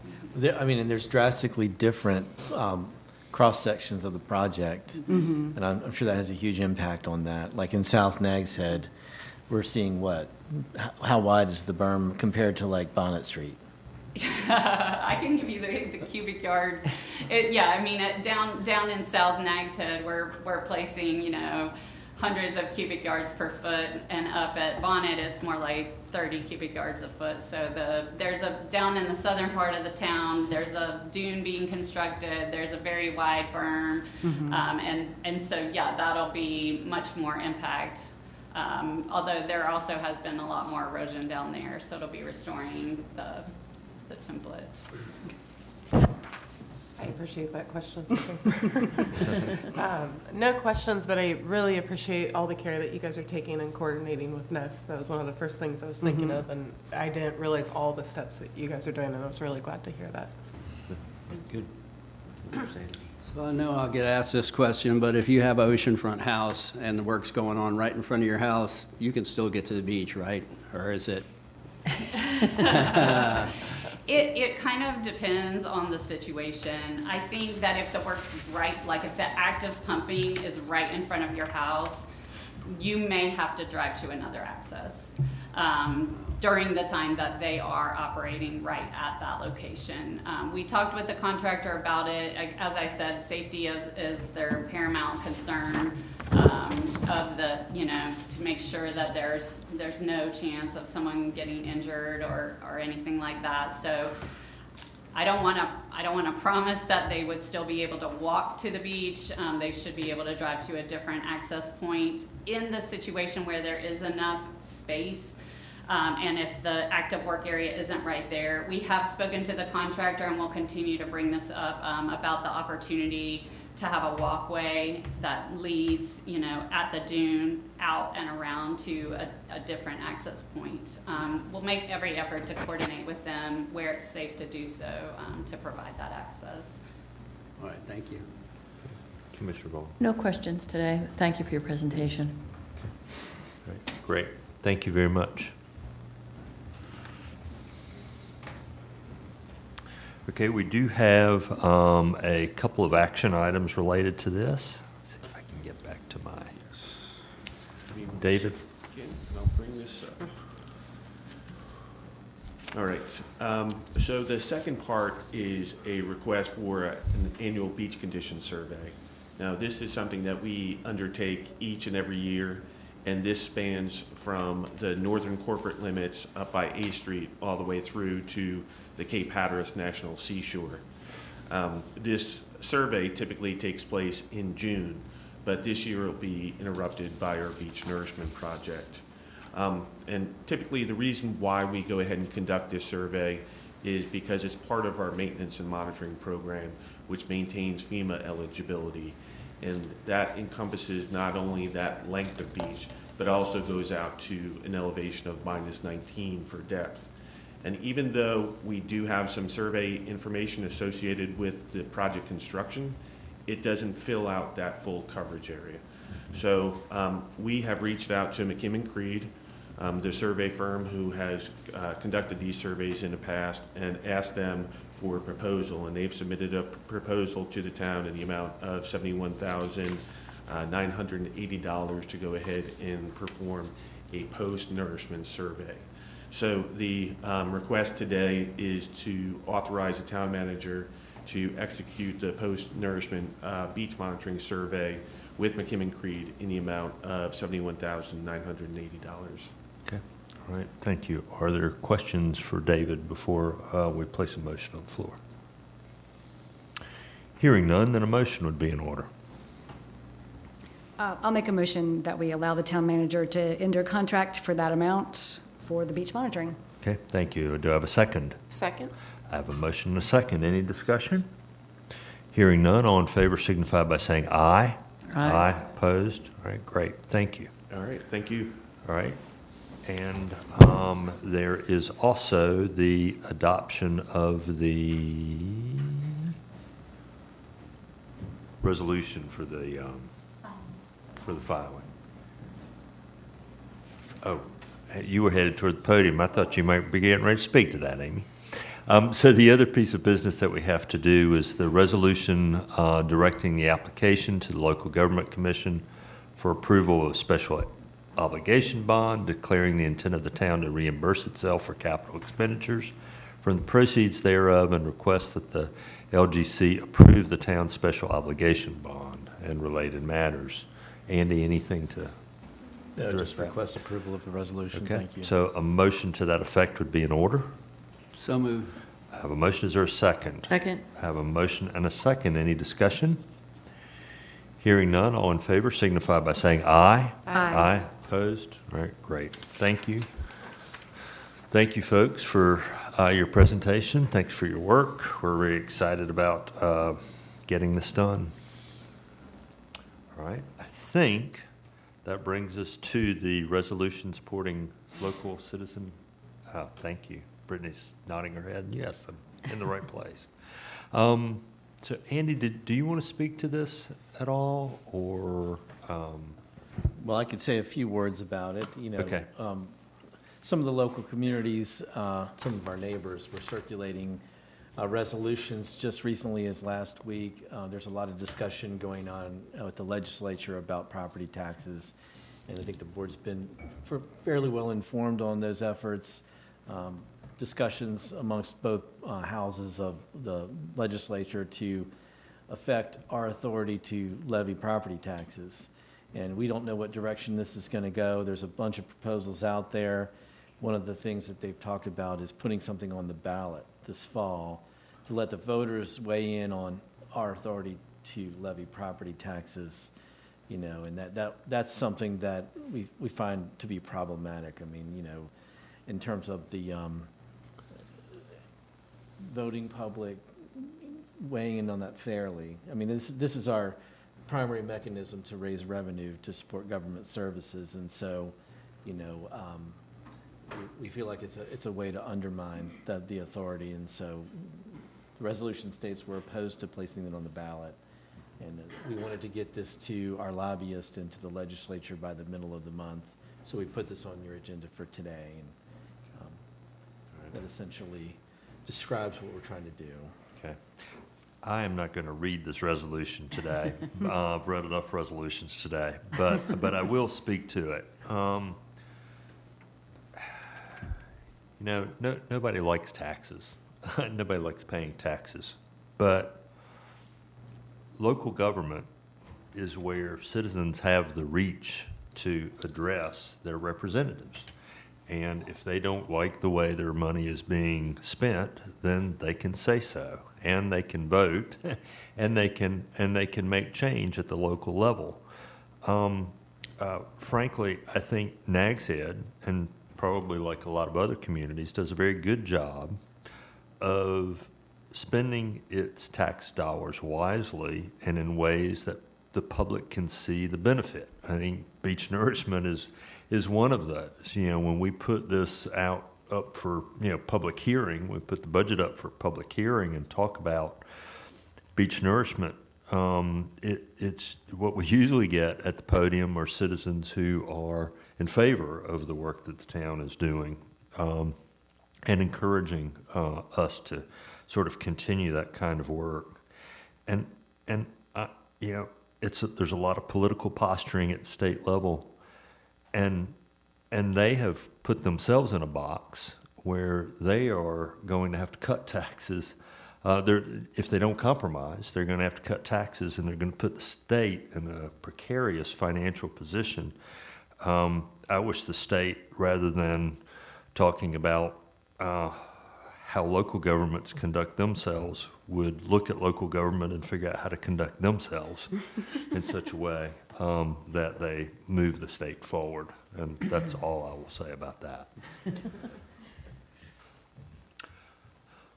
So can we have a motion to approve the resolution? Mayor, I move that we adopt the resolution as presented. Thank you. Is there a second? Second. I have a motion and a second. Any further discussion? Hearing none, all in favor signify by saying aye. Aye. Aye. Opposed? All right. Thank you. That brings us to items from the town attorney, and we have a closed session for a couple of items. Do we have anything else today? Nothing in addition, thank you. Great, thank you very much. That brings us to items from the town manager, and we have several. So maybe we'll start with Amy giving us a financial update.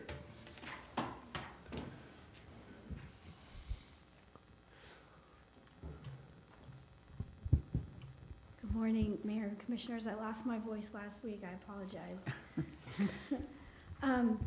I'm going to really give you a very high level. I know it's in the packet, and it's kind of helpful as we go into this budget workshop and talk about the budget. It's really very high level about some of our economic data as we are looking into the budget season. And of course, I know the biggest one is always, the question is about, you know, our shared revenues, our occupancy, sales tax, and land transfer tax. Those are about the same as they were last year. Occupancy tax is actually about 2% less than it was last year, and sales tax is pretty much exactly the same. So our budget is about 1.5 million, and we're pretty much exactly on target with the budget. And given the trends for the past 2 fiscal years, I can't imagine we'll budget much more than 1.5 for next fiscal year, which our planned budget was about 1.54 million, so that doesn't really, you know, thankfully we were pretty conservative with that, so that won't take much of a hit when we are working on the budget for next fiscal year. So I don't anticipate much of a change for that. We're close to our goal of 100% tax collection rate, but we're about 99.7%. I don't anticipate a problem getting closer to 100%. We budget 99.75% tax collection rate in our budget, and per state statute, you can't budget a higher tax collection rate than what your actual tax collection rate was for the year before. So, fun fact on that. So I don't anticipate having not meeting that goal. So thank you for our tax collector. With the water sales, we're about where we were last year, collection-wise, about 80% of the budget. We did do a 5% water rate increase. However, we are at a good point because we're actually buying less water. So even though we're, I guess, technically selling less water, we're actually buying less water. So we're in a really good position as far as the water fund, as far as, you know, what the smart meters are doing. The cost of our wholesale water was reduced, which is also helpful. So again, these trends I anticipate seeing into the next fiscal year when we're doing the budget. The tipping fees were at about $520,000 this year, which we were last year also. And that actually means that we have less tonnage because our tipping fees went up. So even though the tipping fees went up, we're still kind of holding ground with our trash collection. And I think that's about it as far as like the really high points.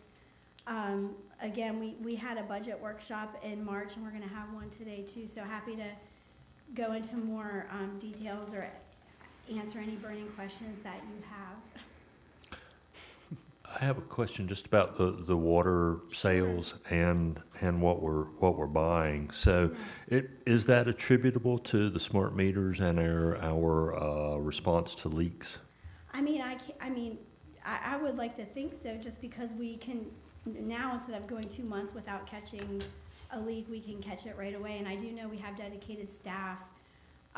Not only can the homeowner monitor it themselves and call us, but we have dedicated staff that review the list of leaks, and we have kind of like, you know, the hot button of leaks versus kind of just like the lower. So we do triage that, and we do make sure we go out and contact the homeowners when we see something that needs to be addressed. So I do think that it has a lot to do with the conservation aspect of the smart meters. If we were trending different ways, then perhaps not, but that we're buying less water and the water sales are less, that kind of makes complete sense. But I do know that we're very responsive to and proactive about dealing with leak alerts and monitoring that. Okay, great. No, Thank I've you. said this once before, but at my business, we had a major leak under the parking lot, and we had no idea. Right.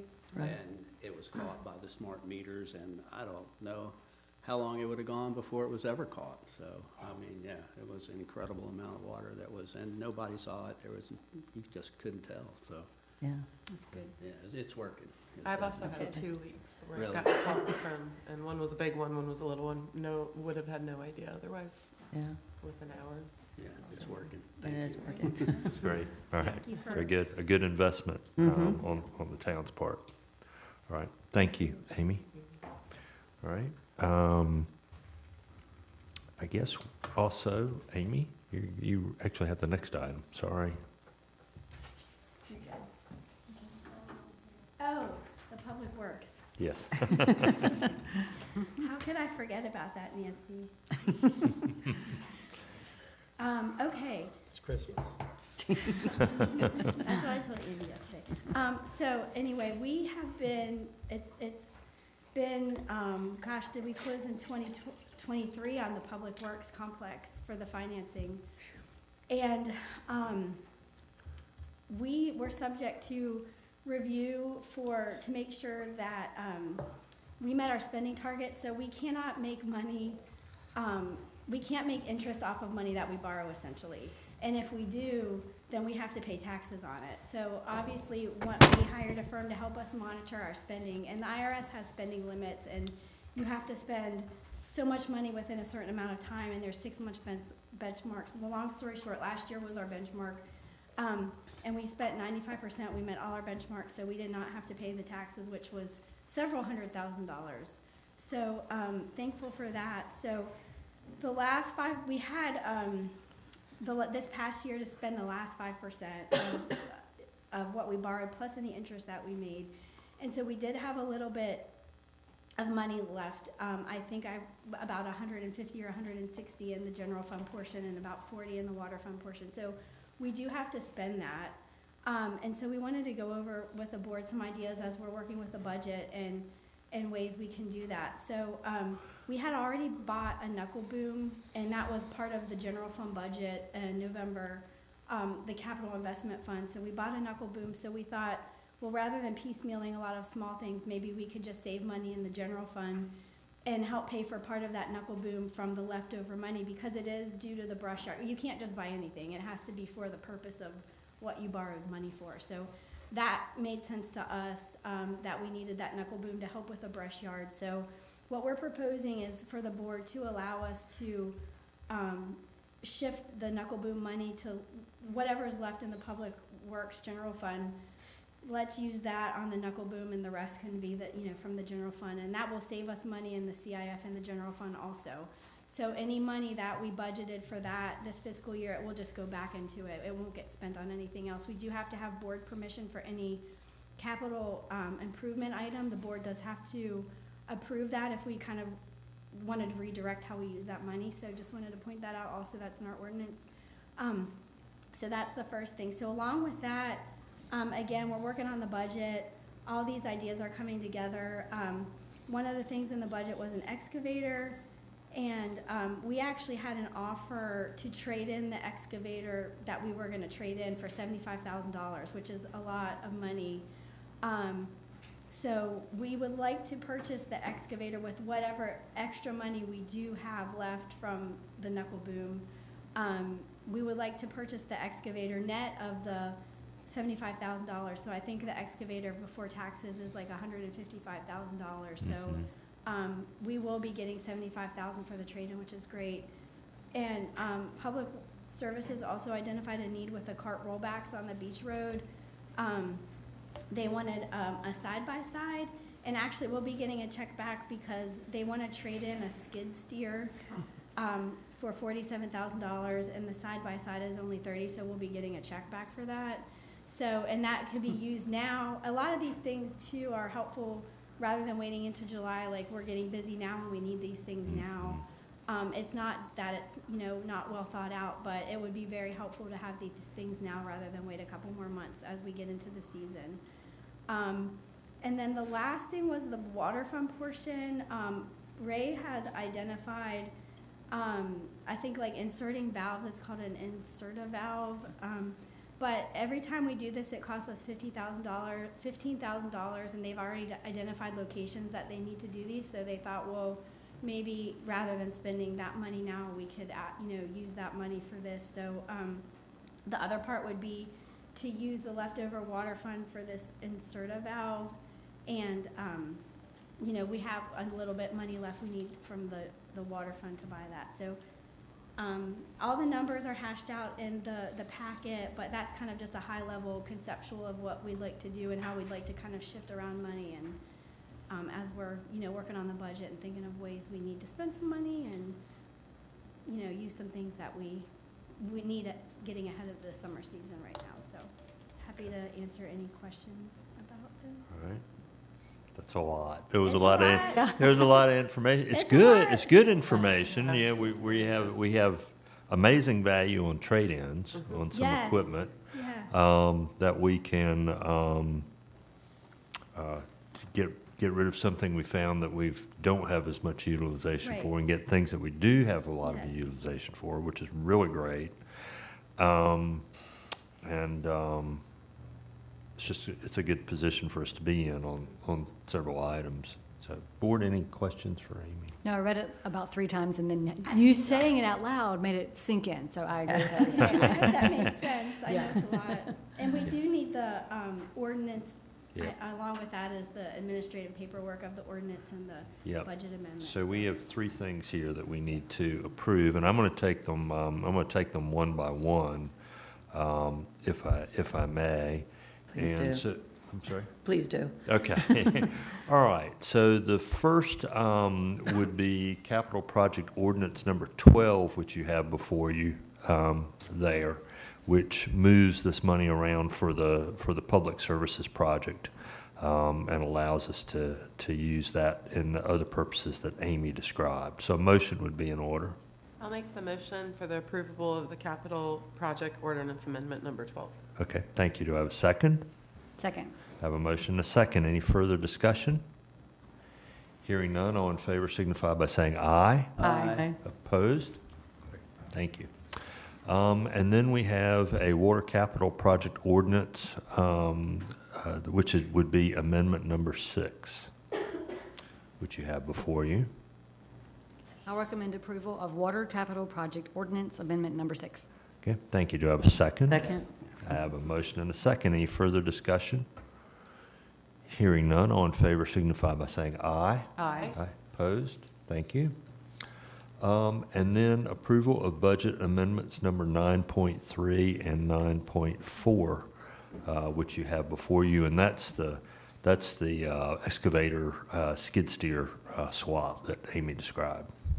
I'll make a motion for the approval of budget amendments number 9.3 and number 9.4. Okay, do I have a second? Second. I have a motion and a second. Any further discussion? Hearing none, all in favor signify by saying aye. Aye. Aye. Opposed? Great. All Right. right, Thank you, Amy. Great We're work. officially done spending money on the public services. Very good. Thank you. Thank you. All right. And that brings us to discussion of the upcoming budget preparation meeting schedule. Andy? I'll be real brief on this. You know, we're going to have a workshop after this meeting, and we can also talk about this then. You know, our budget workshop scheduled today, we have a lot to cover. We're going to be talking about our CIP and some other requests from individual departments. We're supposed to present the budget to the board at the May regular meeting, which I believe is May 6th. We don't have a budget workshop scheduled for the mid-month April meeting. Obviously, if we feel like we need additional time, we can do that. We also have a stormwater workshop scheduled for the mid-month meeting after the meeting. So David's going to present some updates on the master plan at that time. We have a mid-month meeting in May scheduled to have a workshop, which would allow you to provide input on the recommended budget at that time. And then the regular meeting in June would be when you can provide more input. We're going to have a public hearing at that meeting, and then sometimes if there's not a lot of additional comments, the board may adopt the budget at that meeting or do that at the mid-month June meeting. And so that just depends on the individual circumstances of what the board wants to talk about. Like I said, there's no mid-month April meeting, so if we feel like there's a lot of burning questions that remain from today's meeting, we can take some extra time at the April meeting and follow up with the board at that time. So that's our schedule. Okay. Thank you. Any questions for Andy? No. All right, very good. Thank you.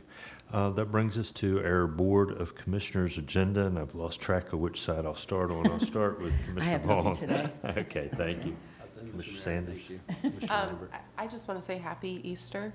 Thank you to our police. I feel like I always say this on holidays, but I think it's necessary. Special happy Easter to our police, fire, and public works for everyone that's working when we are off. So thank you so much. Pretty much. I just want to say one thing. I wanted to compliment Brittany and Katie on the minutes from the last meeting. That was the quasi judicial hearing. It was so long and so detailed, and they did a great job. Very good. Thank you. That brings us to the mayor's agenda, and I only have one item, and that's the consideration of a voting delegate. And I was thinking before I had really looked at this, that this was about the legislative priorities, but it's actually that the voting process is opening for the Board of Directors elections. And in the past, the board has appointed the mayor as the voting delegate for this. And so I would ask if there's no objection that there be a motion to appoint me as the voting delegate for the elections. I move that we appoint the mayor as the voting delegate for the upcoming election. Thank you. Is there a second? Second. I have a motion and a second. Any discussion? Is everybody getting those League of Municipalities emails? The nominations are open? Okay. All right. Very good. All right. All right. I have a motion and a second. All those in favor signify by saying aye. Aye. Aye. Opposed? All right. Great. Thank you very much. Before we go to our closed session, is there any other business to come before the board this morning? Okay. All right. Thank you. Before we make the motion to go into closed session, I'll ask the attorney, the motion that we have before us on our agenda, should we discuss the item that came up during public comment about the crossover? Should we choose to discuss that in closed session? Is this motion adequate? Yes, so it says regarding matters protected by attorney-client privilege, and to preserve that privilege to include the specific litigation. So anytime we go in for attorney-client privilege, we can discuss those privilege matters, and then if there's anything related to litigation, then we have to specifically cite the litigation. So that motion, it would be appropriate to cover anything that qualifies as attorney-client in addition to that litigation. Okay, all right, very good. Then I will make a motion to request closed session to consult with the town attorney regarding matters protected by the attorney-client privilege and to preserve that privilege to include the Cherry Incorporated litigation pursuant to General Statute 143-318, .11A3. So moved. Is there a second? Second. I have a second. Is there any discussion? Hearing none, all in favor signify by saying aye. Aye. Aye. Opposed? All right, thank you. The board will be in closed session.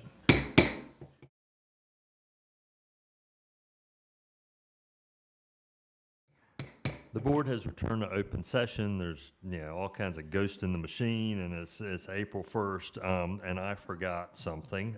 So I will add to the closed session a request for a closed session to consider a personnel matter pursuant to 143-318.11A6. So moved. Is there a second? Second. I have a motion and a second. Any discussion? Hearing none, all in favor signify by saying aye. Aye. Aye. Opposed? All right, thank you. Now the board will be in closed session.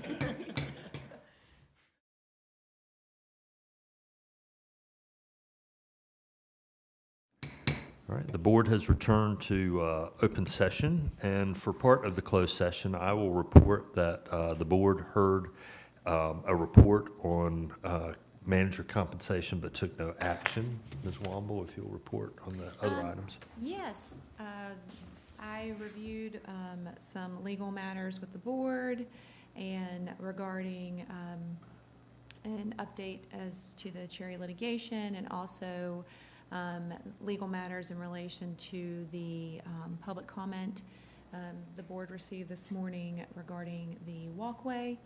The board took no action. All right, very good, thank you. All right, since we covered additional business before we went into closed session, then a motion to recess to our fiscal year 26-27 workshop would be in order. So moved. I have a motion. Is there a second? Second. I have a motion and a second. All in favor say aye. Aye. Aye. Opposed? All right, thank you. The board is recessed to the budget workshop. Andy? All right. Well, let's get right to it. So obviously, we have and thank you, Lauren. Thank you, Lauren. Take care. Drive carefully. So as we stated, today's budget workshop, and the primary purpose for today was to go over our capital improvement program and also to look at some additional requests, mainly positional and organization changes. We're going to talk a little bit about benefits, and then I think there's one programmatic change we're looking at doing in planning. And so we sent the board a series of memos. We sent the board the digital version of the CIP, and I believe you all have hard copies of the CIP now. And thank you to Amy and her staff for putting this together. It was a lot of work, especially dealing with illnesses and things like that. It was really appreciated that they got this done the way that they did. So you have that now. It shouldn't be that much different than what you received in your email. And then we have some memos that talk about these position changes. A lot of the CIP items are somewhat simple and self-explanatory. Some of the things I think we need to give you some more information about, just so it's clear what it is we're doing. And so we've kind of organized this workshop to look at the CIP first and then the other items later, but we'll just get right into the CIP. So we include rankings for anything in the CIP that's proposed for FY 26-27. We don't rank items beyond the next fiscal year. And so in the CIP document, on the introductory sheet that you can fold out, the large 11/17 sheet, on the left-hand side, you will see a column that says rank. And you'll note that that only applies to items that are for next year. And so in this presentation, we just kind of included only the ranked items. And we can just kind of go through them in order. Now, this is staff's ranking. Obviously, this doesn't have to be the board's ranking. Part of this exercise is to get feedback from the board on, whether or not you have questions about any of these items, or whether or not you see the priorities to be a little bit different than this. But in terms of the way we've been ranking things the last few years, we've really focused on like the maintenance and replacement of equipment, the things that we really need to do, our core functions, as being the highest ranked items. And then you sort of move down the list into like new requests for like new facilities, parks, pathways, design work, those things tend to fall down the list because they represent new things. And while we would love to do all those things, we don't have to do those things. The equipment and things we need to do our core functions are things we have to have. And so as you'll see, the number one ranked item is usually a sanitation truck. And so, as I said, some of these things are self-explanatory, you know, and so I don't imagine the board's going to want to spend a whole lot of time talking about sanitation trucks, although we have been talking a lot about our maintenance and replacement schedule for vehicles, and obviously these items are very expensive. We've been looking at sort of a 6 to 8 year life cycle for a sanitation truck. And now that we have our new building and a lot of the trucks are sort of current in our replacement schedule based on the work we've been doing, that we're trying to look at doing essentially one a year.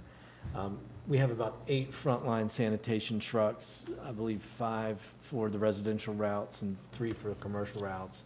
And so if we look at an 8 year replacement schedule, then we can replace a frontline truck every year, one a year, and not have to double up. And that really helps us. And then we always keep some for spares and then cycle out the older ones once we get newer spares. So that's essentially how that's working now. Now, if we find that the vehicles aren't lasting quite as long, we can look at additional maintenance funds or moving some up in the future. But now that we have the new building, everything's kept indoors, we're maintaining everything, we're washing everything. We think that we're going to be able to keep them a little bit longer and get more life out of them. So that's pretty critical for our budget to try and not overuse them, but not underuse them either. So I'm trying to strike a happy medium with these sanitation trucks.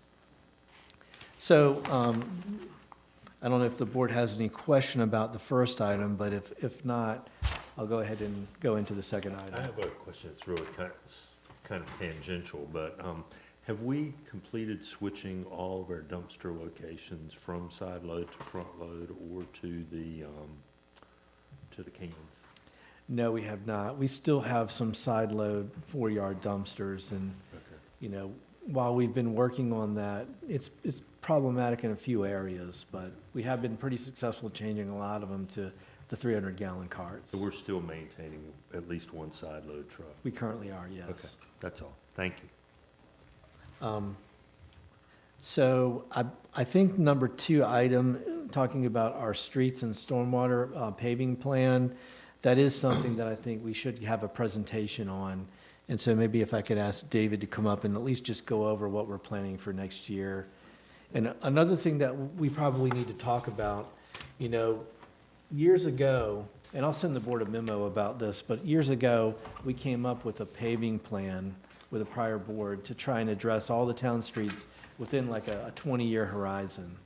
And we tried to come up with a budget to do that. And we hired a consultant to sort of rate all of our streets in terms of the pavement condition.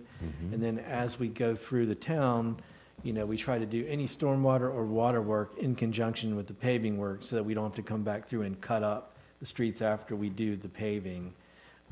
And we were trying to do this sort of on a neighborhood scale so that we're not coming in and doing segments of streets in a neighborhood, we're doing the whole neighborhood. Well, with everything else we've experienced, the costs of doing this work have gone up significantly since we did that original plan. And so we may need to look at that plan, but I don't think we're going to be prepared to do that this year. But it is something that became evident this year when David put together this for next year. The costs were just more than they originally were. And so if we're going to stay on that 20-year schedule, we need to look at either adding more revenue to this, or we could also look at adjusting that schedule depending on the life cycle, and we could do another evaluation of the pavement condition. So that'll take a little bit of time to put that together. So I'm not suggesting we do that this year, but maybe for next year's budget, we take another look at that and maybe strike a balance between the 20-year timeline and the condition and the cost. Yep. So maybe David could just kind of go over what we're planning for next year. And this map, oh, he's got it on the screen, so, sorry. Yes, thank you, Andy. So what we're looking at for next year is year 7 of our paving plan. And as Andy had mentioned, that we've kind of tweaked the paving plan in some instances to go ahead and coincide with other project work. But this year, This is primarily comprised of a 1-inch surface overlay, and it covers a large portion of town. This is a little bit different than what previous years have been because it's been more of a concentrated within the neighborhood. But we've got street segments all throughout town where the pavement condition is in good to fair condition, and we're doing a 1-inch asphalt overlay with it. So just to cover some of these areas that we're looking at, we've got James Street, June Street, Indigo Street, and those are all beach accesses. Ida Street, Tides Drive. We also have Hargrove Street, which is going to be the west side, because we are planning to go ahead and redevelop the Hargrove Street beach access. So we're going to go ahead and put that off for a future year once that project gets done. Holden Street, going up the map.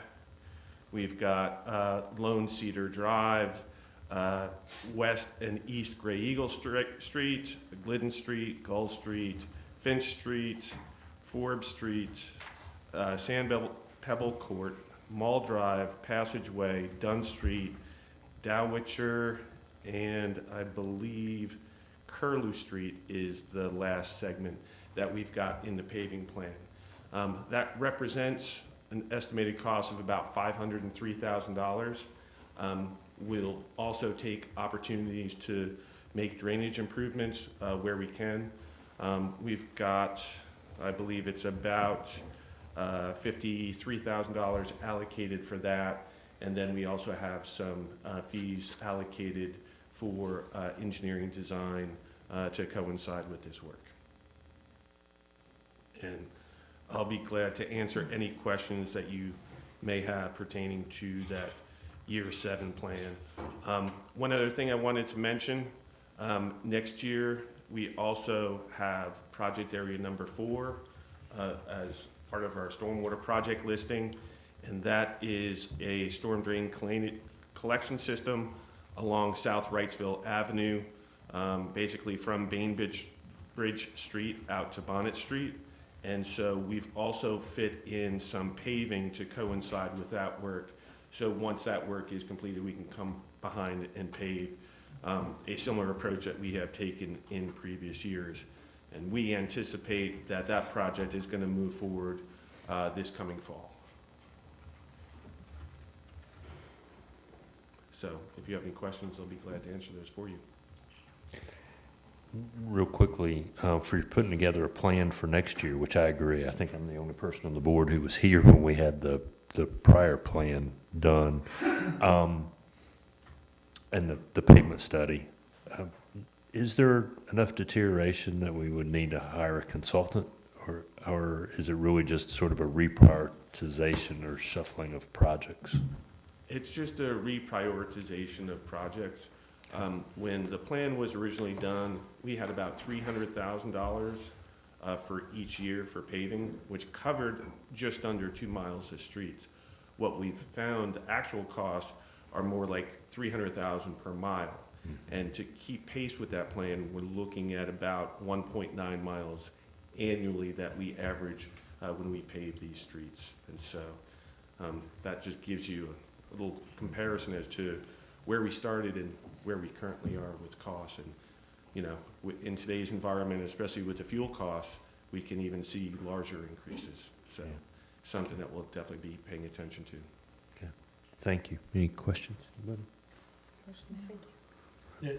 There's going to be a need to reevaluate it. The stormwater master plan that you're going to have a workshop on, that could potentially affect the order of things. And then the water system in terms of the improvements and whether or not we get any state funding to help replace some of the old water lines, that could also change the paving plan because we're going to have to pivot to be able to spend those funds, and so that moves things around. Right. So there's just a lot of things in play right now that could affect this. So maybe by next year we have enough information to go back and take a look at what we want to do and where. But. Yes, sir. Okay. Right. Thank you. Thank you.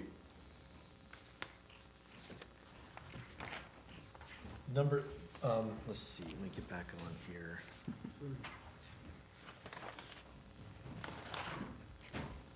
Number 3 item is a culvert cleaner. I'm not sure I need to say a whole lot about this. This has become a really valuable piece of equipment. We're using it a lot. We want to keep using it. And so, so Amy can help me with this, but we've been planning the Hollowell to, or Carolista to Soundside Road multi-use path. We did get Visitors Bureau grant funding to construct a portion of that, about $750,000. And we're gonna need to finance the rest of that construction. And in order to do that, we have to coincide that with some work on a piece of property that the town owns in order to collateralize things. And so one of the 2 projects we're looking at are the town hall elevator, and then there's also a transfer switch that needs to be replaced behind the building. It's basically a large portion of our electrical system for town hall needs to be replaced. And so number 4 on the screen there is the town hall elevator replacement. And then what's not on here is the transfer switch. But basically what we're proposing to do is combine the multi-use path with the town hall elevator and the transfer switch all into one financing in order to do all 3 things at once. So is the transfer switch and the elevator in the 143.9? No, the transfer switch is not in the CIP. Okay. Because I believe that's considered a maintenance item. And so it's a non-CIP item, but it's about $93,000. Okay. It's a fairly expensive piece of work. The other piece to that is we're also looking at eventually replacing the generator for town hall. We got a price to do that, and that was about another $100,000. That was replaced back in 2018 or so. So I feel like it's a little premature to do that. And so we are looking at just doing these things and waiting on that one. But the elevator we have at Town Hall, obviously that's the original elevator. It was built, in the late 90s. And we're told that we can't really get parts or service on that anymore. So if it goes down, we could be without an elevator for quite a while. And we don't want to be in that situation. Most of our business is conducted upstairs at Town Hall. And so this would be a way to proactively replace it before it breaks and we can't fix it. So then items 5 and 6, we do 2 beach accesses a year. That's what we started 5 or 6 years ago. And so we try to do that. We identify grant funds where we can. In some cases, we don't use grants if there's no ADA compliance we're trying to address or no additional facilities. Public Works goes out and they try to identify the accesses that are in the worst condition. And so I believe Albatross and Glidden are the 2 we're looking at for next year. And we're showing grant funding for Glidden. And so I assume for Glidden, we'll be upgrading that too. Is that one where we don't have a walkway now, or is that one where we're upgrading for ADA compliance? We have a walkway, but we're gonna make it ADA compliant through the parking lot, through the main walkway. Okay, all right. So that's what allows us to apply for grant funding for that one. Now, the CIP has other walkways in there for future years, and you can look in the CIP and see what's planned for future years. And, if you have any questions about that schedule, or if you observe any walkways that you think we should take a look at, feel free to let us know. But like I said, we try to do 2 a year.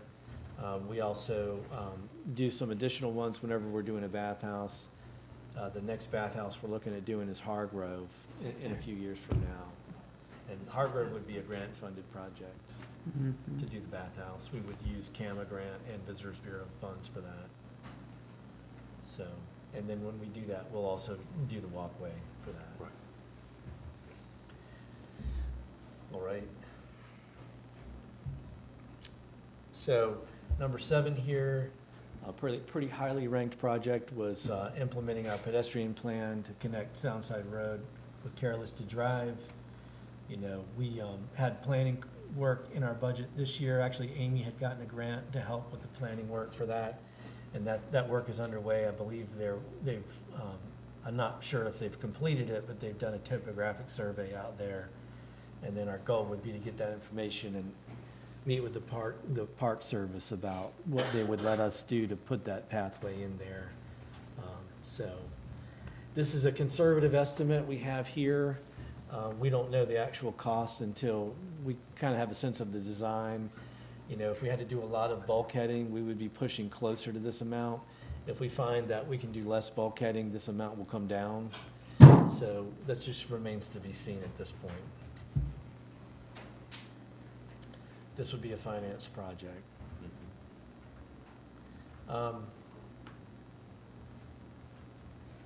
Any questions about that?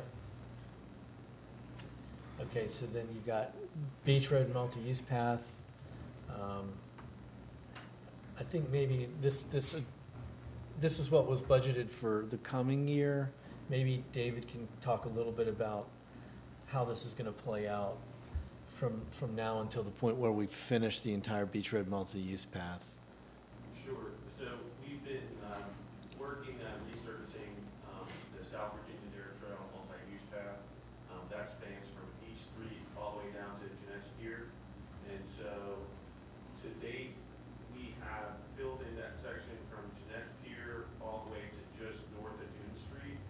And there's still another segment to be done this spring. The contractor is estimated to go up to about Conk Street with that work.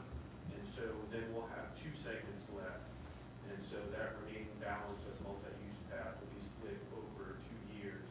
But first, we'll need to have some design assistance to go ahead and plan that forward. So that 50,000 represents the design. And then for 27, 28, and 28, 29, we would finish out the balance of the two remaining segments of improvement.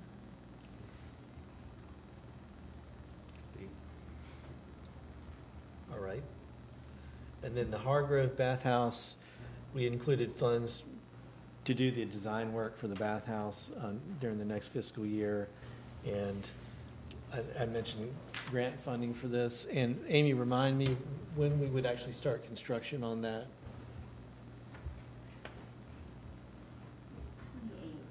28. Okay, so the following year then. So design in 2020, fiscal year 27, construction in 28, to do Hargrove. And not sure how much different that would be than the other two we've done. I assume it will be a little bit different, just given the space constraints, but. It's going to be a little bit smaller, but very similar design to our other two bathhouses. All right. So, item number 10, so our holiday display at Dowdy Park has been very popular the last few years. And Bruce has worked tirelessly to get that in place. And a minor thing I think we could do for him is get him an enclosed utility trailer so he can put all that in one place, and then it makes it a lot easier for him to put out. And so that's number 10. And it's a fairly low-cost item, but something that would be really appreciated. So item number 11 would be the master plan we did for our campus at Town Hall. We're working on the ocean rescue and fitness facility now. And then step 2 in this would be looking at a fire station, the board purchased property for that fire station. And so what we're asking for is to go ahead and start doing some preliminary design work for the station. Obviously, this wouldn't be final design. This would be more schematic level design and programming, trying to figure out how big the station needs to be, what spaces it needs to include, what facilities. We got a proposal from our on-call architect, Oakley Collier, to do that work. And I believe we put that scope in the packet that we sent to you, and it's in your CIP document. So if you want to take a look at that, if you have any questions about that, that would be I believe the first step in moving this forward. we're not quite sure yet when we would be looking to do this project, but I think getting some planning work done now would help us, even if it's several years away. Do we have any topographic information on that site? Yes, we do have a survey topo that we can do. Sweet, okay. Good job. So, we want to be ready. Especially, you know, if we're being somewhat opportunistic with grant Yeah. funding, so if we have some plans together, it's going to make it a lot easier for us to put something on the ground. Well, and this is something we've been talking to the legislature and Mhm. others about, Mhm. helping us with funding. So the further along we can get on it, the better position, as you say. Shovel better ready. position we're in. Item number 12 is a knuckle boom. You know, we just purchased a knuckle boom, but ideally, we'd like to have 4. You know, you see them working every day, collecting brush in bulk, curbside. We have a very robust service in the town. You know, we put a lot of resources into it. I think it's appreciated. I hope you think it's appreciated, or you appreciate it yourselves. But, you know, it's a robust service. I mean, they do this 5 months out of the year, and they hit the ground and they go hard. And so they need to have these things up and running, and they usually have 3 out there and then 1 in the brush yard. With the new brush yard, you know, folks drive up and they push stuff off into the containers. Everything piles up on the sort of the south side of the container, and then they have to have a piece of equipment to move it, to pull it back. And so they do keep a knuckle boom out there to manage the containers. And so. I assume we track tonnage on curbside pickup We do. on these collections. Could we, maybe for the mid-month meeting, could we see maybe like a 3-year trend on the collections? Because my perception is that I'm seeing more stuff put out than ever. More white goods. I mean, the white goods this year are insane. I don't know what happened, but yeah. So so if we could just get a trend. Okay. I have heard quite a few people, though, that appreciate that service so much for Oh, yeah. decluttering, and I think it helps with fire safety a lot for older people decluttering and fire. Oh, your pen's broken too, see, I must have touched it. Okay. Any other feedback on that? Or? No.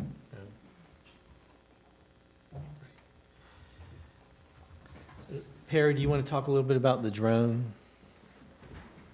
Yeah, I can. We're looking to replace our drone. The one that we have now is, parts are getting hard to replace on it. The price on them has gone up just a little bit from the mandate that we buy drones from the United States versus Chinese. The one we have now did come from overseas. This has been put on CIP, even though we already have one. Our first drone that we had back in 2015, I believe, a resident here owned a company that owned drones, so he donated the first one to us that was rather large. It was insured. We were doing some pictures during beach nourishment or something after a storm one time.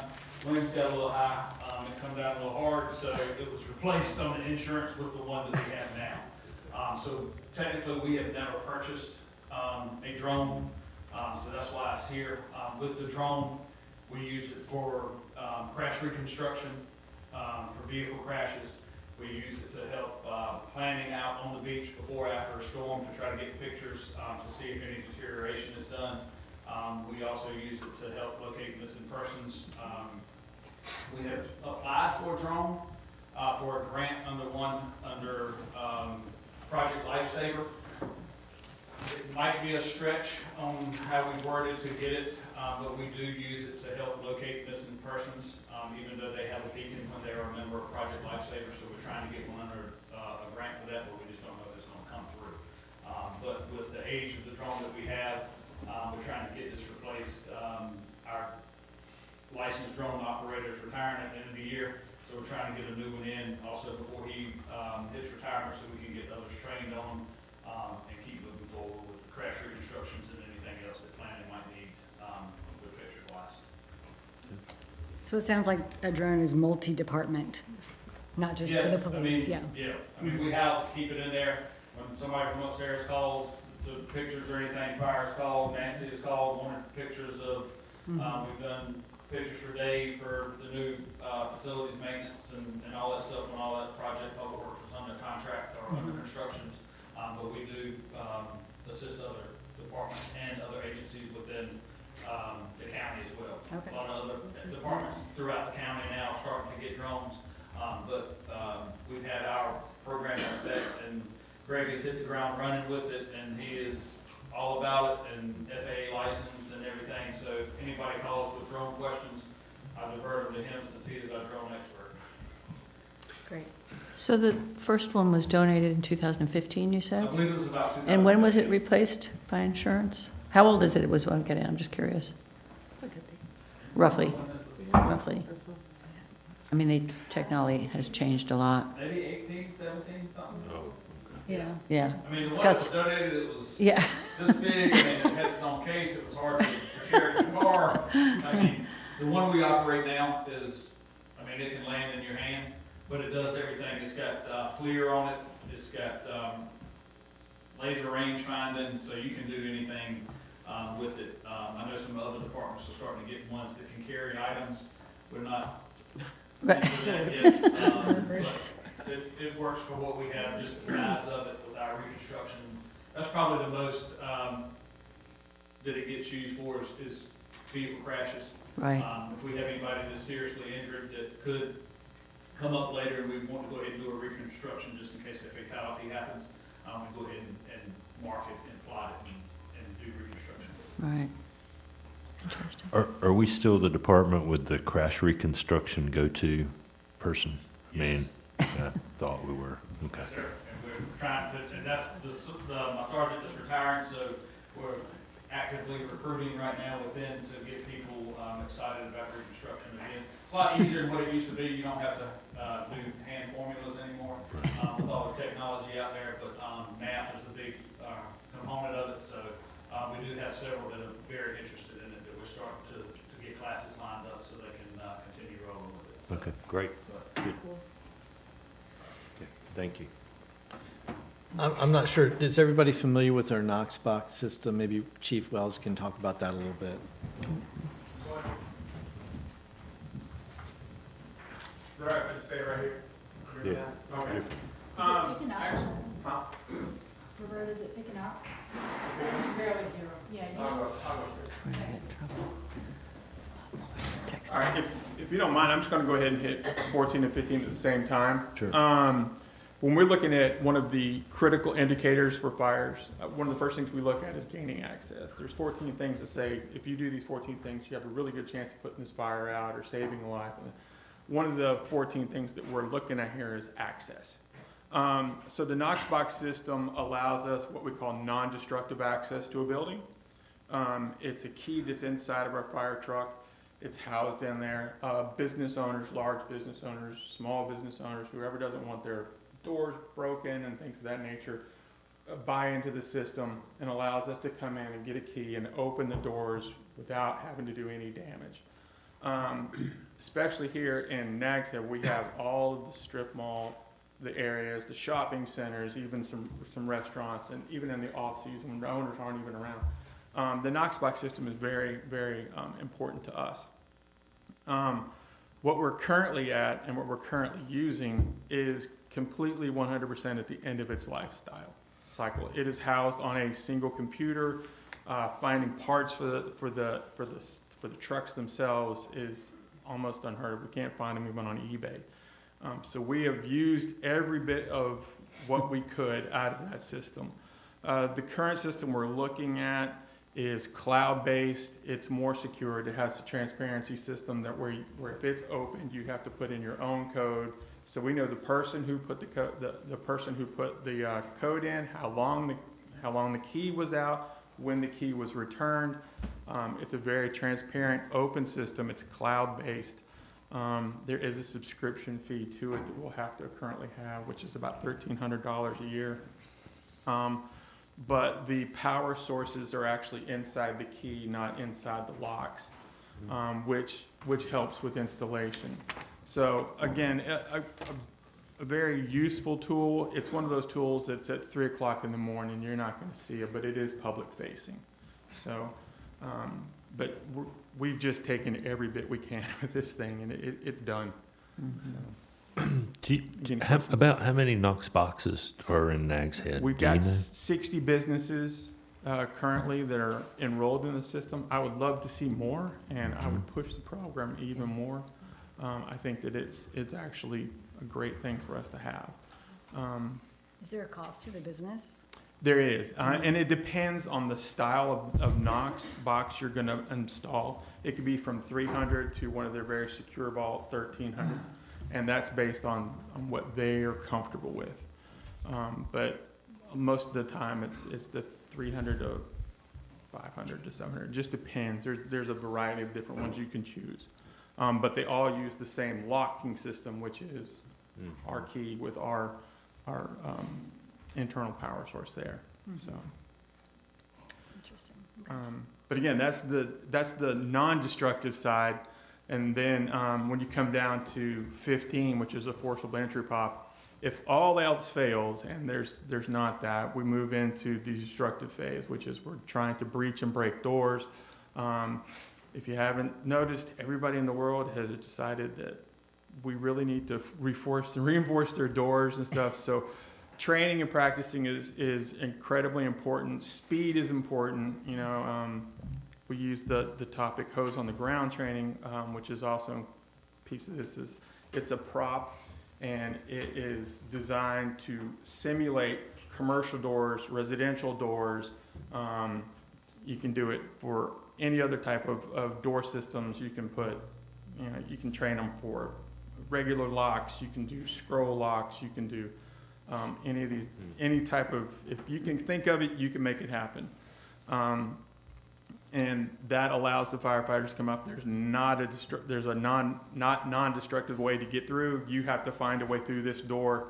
You need to get it. You've got 90 seconds. You better get busy. And that is just repetition and training and coming up with ways that we just don't have to forcibly get it done. So kind of our access program. They kind of go hand in hand. So I'd be happy to answer any questions. I don't think I have any more questions. Yeah. Okay. No questions, thank you.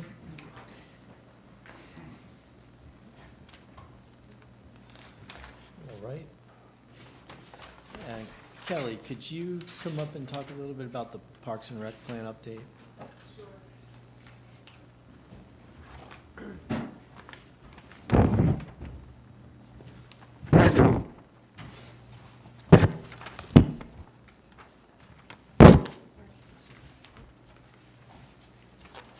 Yeah, so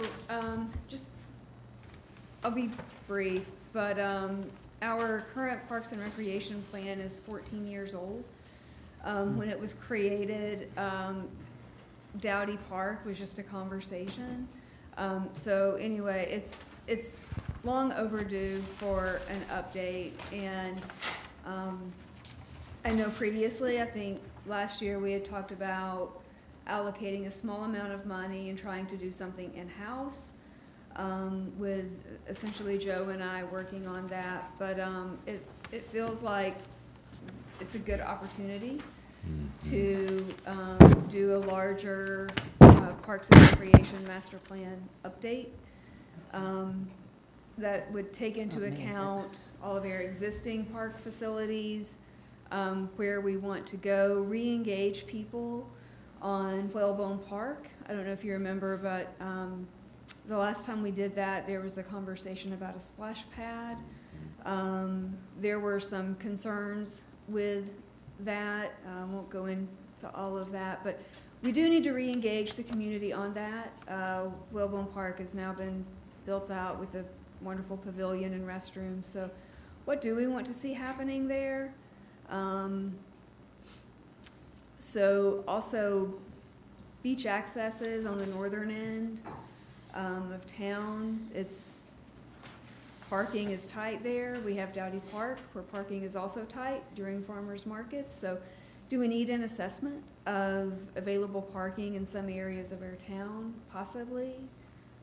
Something to think about, but at any rate, this is larger than what Joe and I could probably do in-house. And we would like to, if possible, seek a consultant to help us pursue a more comprehensive Parks and Rec update.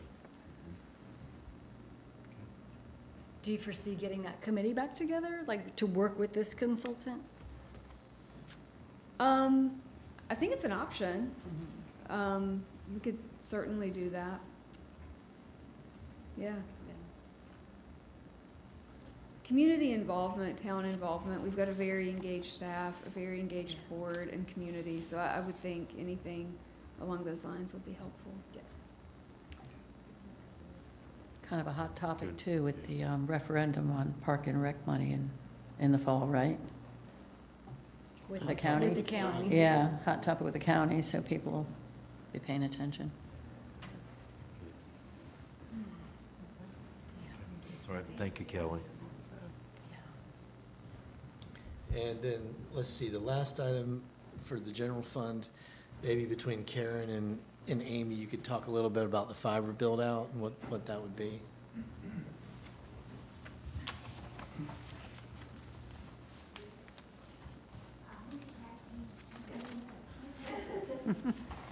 Karen probably knows about this better than I do, but essentially, this is basically an item that not only would provide more reliable service, but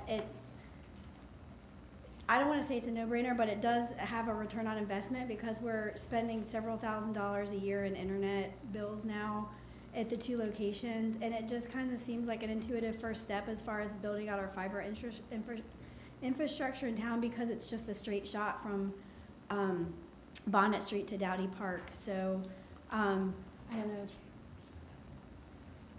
yeah. Yeah, I was just going to add a couple details about this potential project. As Amy mentioned, we're paying a commercial internet service provider for both of those locations. And what we want to do is tie it into MCNC fiber connection, which we get through the state. That provides internet currently at Town Hall, Public Services, and fire station across the street. So we would tie these 2 locations in with dark fiber, and it would be a much more robust internet connection, secure, and they provide redundancy. So if anything goes down, they have backup. And with all the increase of use at Dowdy Park, I think that's really important because we have currently 8 security cameras at Dowdy Park that rely on that internet connection. We also have Wi-Fi usage for guests, for separate Wi-Fi for the vendors at the markets. They use that for all their point-of-sale devices. And possibly future, we might put in security locks at some of the doors down there at Dowdy Park. So it would definitely be served well by this more robust internet. And then as far as Bonnet, we have 3 security cameras there, and the facility has 2 computers for ocean rescue staff and Wi-Fi as well. So we use both of those locations a lot. So it'd be nice to have a more secure and reliable internet service. That's the gist of it. Definitely.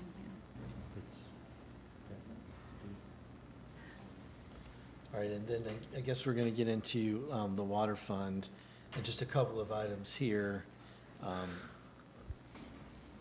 So I don't know if Nancy, you want to talk about this a little bit?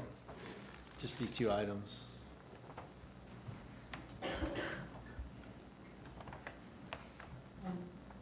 These 2 water lines will Finch to Forbes, it's like 255 feet, and from Dune Street to Soundside Road, say 1,500. It'll loop our system in so that if we have a water break on one line, we could isolate it and hopefully keep less people without service. we try to do that. We've tried to do it since the dawn of man, but we've got a checklist and a dream list, and we'd like to check these off our list. The vacuum trailer, that's a piece of equipment that would also it'd be used for distribution. It would assist in water breaks, dewatering the whole thing. Also keep the valve cans clean for the main valves and the hydrants. It would also be able to be used by stormwater for their use also. This is something when the mayor, remember you saw them cleaning out along the multi-use path? This came up after that as a piece of equipment that could do that work, but then once water found out that we were looking at it, they were like, well, this would expedite any water repairs. You know, this was something they really wanted to have. Okay, well, good. So if you check these two sort of dead-end loops off, how many would you have left? How many are on that wish list? I'm gonna say about 8, maybe. Oh, wow, okay. But It's a lot on the east side of 158. There's gaps in the system on the east side. Okay. And so we've been trying to fill those in. You know, you see the one going in right now in front of the sports club. Right, yep, I remember that from last year. Okay, good, thanks. All right. do we have something else? I don't know. I don't think so. Amy put together this slide, and these are just items that aren't CIP items, but they're items that we're going to have in our budget that are capital outlay. And just for awareness, we don't necessarily need to talk about these, but you know, obviously we replace police vehicles every year. We've committed to the lakeside and event site traffic signals, so budgeting for the remainder of those funds whenever those projects are done. You know, mentioned the transfer switch, that's at the bottom of the page there. And then just some work at the water pump stations. You know, the mixer for the tower, some replacement pumps, and the excavator. So, again, these aren't really CIP items, they're more like replacement of equipment. Right. Okay. So, one thing I added on here, and I don't know if we want to do this now or would do it another time, is the discussion about the boardwalk. But we did include the boardwalk in our CIP, not for next year, but for future years, just to sort of lay this out, and maybe it helps with the discussion. But just want to go over this real quick. For now, I think Joe and Amy got some pricing from the Visitors Bureau for the recent work they did out there on the boardwalk. And so they used those numbers to put together what they think it would cost to do these extensions. And so this is something that we had shown in years past, where you would essentially have a leg that comes to the south that connects the event site to the outlets. And then you would have another leg that comes off the north that would go almost all the way to, to the north end of the Full Throttle Speedway site. And so staff's estimated that those projects would be about $500,000 apiece. And so this shows starting design work in FY28, so not next year, but the year after. You know, so then the construction will be in 29. So if that were the case, you'd have about a 3-year gap between the work that's currently being completed, being done, and when we would do ours. So obviously the board could move this up or back. I mean, these would be designed to be grant-funded projects. But again, we did put this in there just as a placeholder for now, knowing the board likely wants to discuss this at some point in the future. And obviously, we want to talk about pedestrian connectivity in this area as well. But I think that's a bigger discussion than today, but I think having some numbers that we can sort of start carrying in our heads is probably a good idea. okay. Well, we'll figure out a time to have that discussion, but we just wanted to show this to you. Does the town own that piece of land that's behind that's west of the substation, that's sort of behind, Yes. Commissioner Harrison's house, basically. Part of it, I think. There's a right-of-way here. Right, yes. I And know then there's a I think this right-of-way. piece of land, I think we might own that. I believe the town, I've looked at that before, for whatever reason, but I thought the town owned that. Okay. Anyway. And thanks for staff for putting it together. Let's see. All right, so that was really the whole CIP, at least for what's proposed for next year. And so obviously we've ranked them. We'll try to include as much of that in the budget as we can afford. And then if the board has any comments, even after the meeting, if you want to email me any of your comments, if there are certain things that you feel like absolutely needs to be in the budget, or that if you feel like some things should be ranked higher than we rank them, that information would be useful as we're putting together our recommended budget. And then, obviously, we're going to meet again mid-April. Even though we don't have a budget workshop scheduled mid-April, you could also provide some feedback. But once we present the manager's recommended budget, you can always change things at the mid-month May workshop too, if there are things that you want to add or subtract. So there's still plenty of opportunities to weigh in on these things. But with that said, we do have some things that we'd like the board to consider for the organization. And some of these things don't necessarily involve funding new full-time positions. In some cases, it's just sort of reallocating what we have now. And so if I could just get staff to go over each of these just real briefly, and then you can ask any questions. But Jan, maybe you could talk about this first one.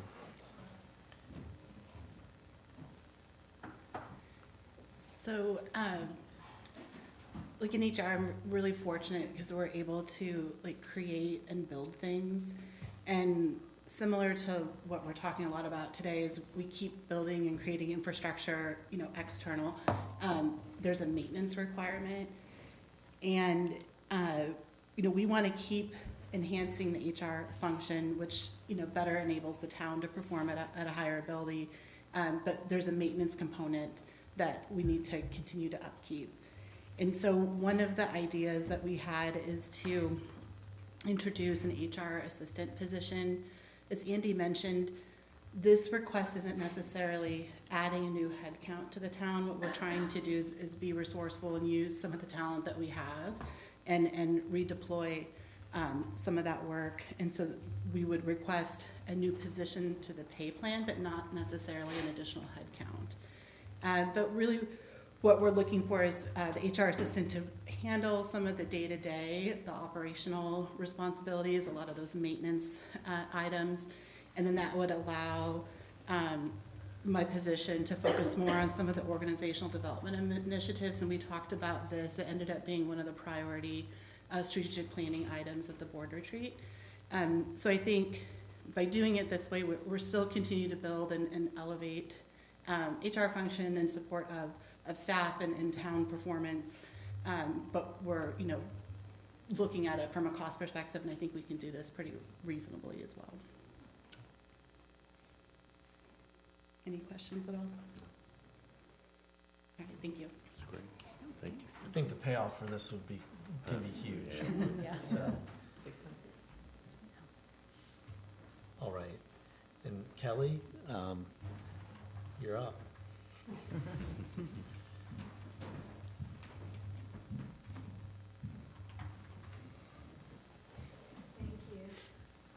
I know we've kind of touched on it previously in conversations, but I am requesting a part-time year-round support position to help with our events coordinator, 20 hours a week with a budget of $21,000 to assist with coordination, logistics, communications, on-site, social media, the works. I guess the thing that really resonated with me,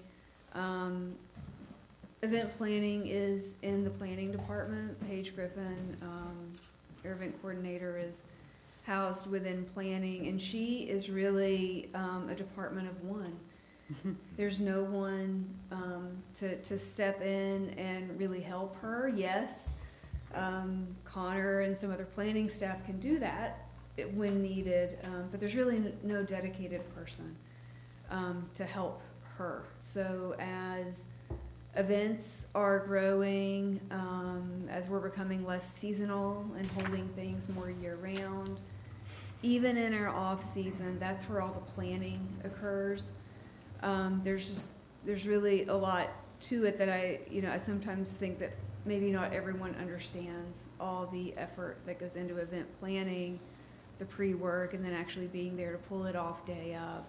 It's a lot. And being a department of one, if that position is sick, family emergency, anything comes up, we're struggling. As was witnessed when I tried to show Fox and the Hound at Dowdy Park. Could not get it off of Spanish for 2 hours. Anyway, but having this part-time position would be incredibly helpful. We do have a seasonal position now, but it's really hard to train that person, get that institutional knowledge that you could have if you had a more consistent year-round. Mm-hmm. So happy to answer any questions. Nope. Thank you. Okay. Thank you.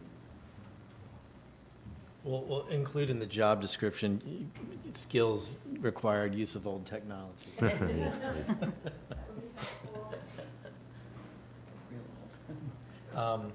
And so, in my mind, this was probably the most obvious request.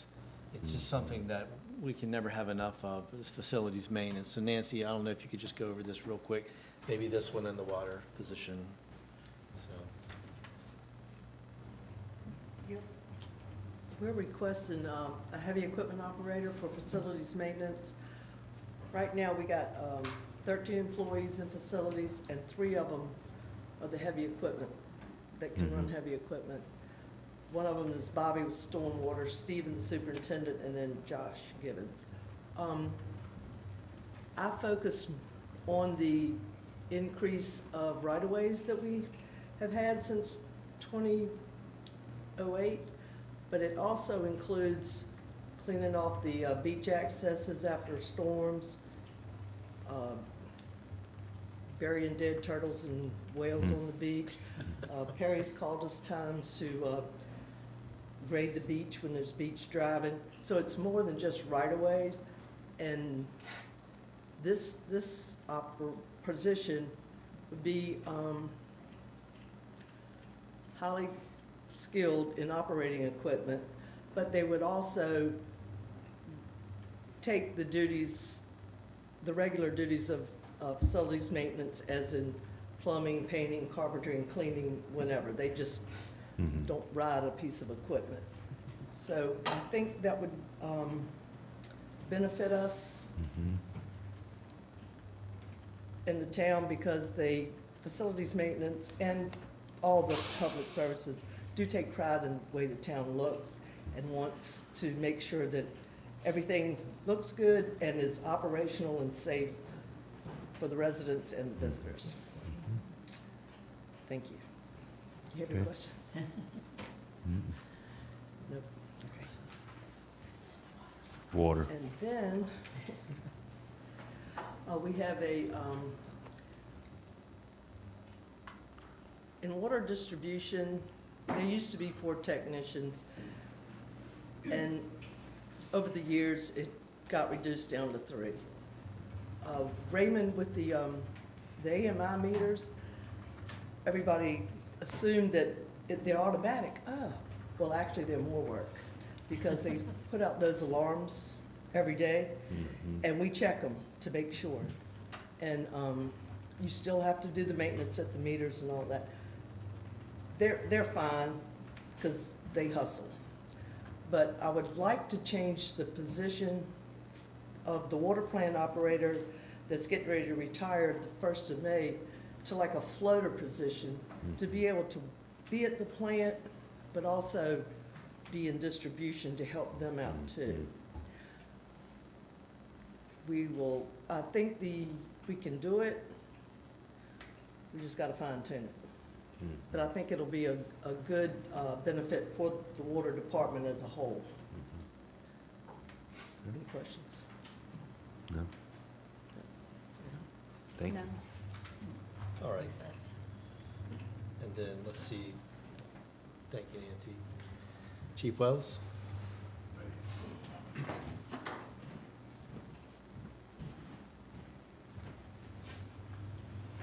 I actually was gonna try to have Chad here, but he's busy doing run swim tests for all the lifeguards, so he's a busy guy. Fire rescue is actually asking for a headcount of 1 increase, and part of that is this organizational shift. You know, we understand that the most forward-facing people during our summer season are our lifeguards. They are the heart and soul and smiles that get people on the beach, and that is in no uncertain terms run by one person, Captain Chad Moss. He's incredible. Currently, he splits time between fire and ocean rescue, and he is incredibly busy during both seasons. And you would think that he wouldn't be busy during the winter season when he's on the fire trucks, but he is constantly doing things. He is recruiting, he is finding new training stuff, he is going to job fairs, he is networking. He is very busy. So our proposal was to move him full-time as ocean rescue and allow him to keep those duties and concentrate on those duties full-time. And then within that piece, promote from within our department someone to that split-time position and have that person as a lieutenant level so that when they come back, instead of being a firefighter, they can do multiple different roles. They can drive the truck, they can command, they can do anything. And that allows us to then have that career progression we were talking about during the retreat, which we think is very important. It also allows us to bring some new blood into the department and bring them up. I think overall, it's a very necessary position, and at one point, I believe it was a full-time position, and then it was removed during some financial hard times. So again, we're trying to just get back to that. Let's concentrate on our customers and move from there. But we truly believe that the position's necessary, it's warranted, and I think we've come up with a pretty nice plan of making it work and increasing our efficiencies. I'd be happy to answer any questions you have on that. Thank you. Thank you. And the last bullet mentions a phased option. As we get into the budget and really see where we are, we may end up looking at that, but, you know, we'll report back to the board on that. Okay. And then Jan, maybe talk a little bit about the benefits. And some of this stuff I think you're already aware of, but just to recap. Yes, we talked a little bit about this at the board retreat. So one of the opportunities we have this year, using feedback that we received from our our staff engagement survey, and then the pay and class study survey, we've come up with a list of benefits that would, staff seem to be interested in and also would make us more competitive. One of those items is the lifestyle reimbursement account, and what this would do is replace the complementary alternative medicine benefits we used to have with a prior medical carrier. And so that would allow employees to receive, like massage therapy, acupressure. There's a number of different things that we could include in this. And so staff is requesting that we introduce this benefit for the next plan year. The other item that we were wanted to bring to your attention is introducing a mental health day off. Our benefit survey, the external market survey, had indicated we were 1 day off from a holiday perspective compared to our peers. And so instead of adding an additional holiday, we would create a policy around this for the board to consider as well, but incorporate that into a mental health day off, because that seems to be really on the top of minds of staff as we learned through the engagement survey. And then also, I'm actually meeting with a group on Monday about introducing work-related trauma or crisis therapy. And the purpose of this would be to help primarily first responders, but other staff that may have a need for work-related trauma and crisis therapy, to be able to respond to anyone that has a need or an interest to a crisis-related event within like 24 to 48 hours. There's a lot to explore with this program because it's new for the town. I believe one of our neighbors to the north does this currently. I'm talking to a group on Monday to see what that might look like. So there's probably more to come in terms of structure and what that would look like. Okay. I think there's one more slide after this. The longevity benefit, this came up in the market assessment that we did, but also in our town engagement survey. Right now we have two different longevity benefits that are provided. One was introduced prior to 7/1 of 2008, and that is a percentage-based longevity. Anyone that's hired after July 1st of 2008, we have a dollar amount longevity. This hasn't been updated since 2008, so it's been quite a while. So we're proposing effectively doubling those benefit amounts for longevity for those that are hired after July 1st of 2008. And the cost, it would run right around $43,000 for that. All right, thank you. I appreciate the board's consideration. Thanks. Thank you. And then the last thing, Kelly, if you could talk about this, the SMP. One of the things that we've been talking about is with the Estuarine Shoreline Management Plan, how we really help the private property owner who wants to do something without getting the town too involved in actively working on their property. So this is sort of a new program that Kelly and Joe have been working on. Yeah, thank you. And Joe Costello has been instrumental. He should probably be the one up here talking. So if I leave anything out, just jump in. But yeah, the idea would be allocating up to $10,000 in the budget to work, kind of have George Wood as an on-call consultant, put the program out there similarly to how we do the dune management cost share, put it out there, first come, first serve. If you're a Soundfront property owner and you want to explore how to lessen erosion on your property through nature-based solutions, living shorelines, you know, possibly even if you've already got a bulkhead, but you want to greenify it. I heard that word the other day from Joe. Then, you know, you could work with George Wood to see what your options are.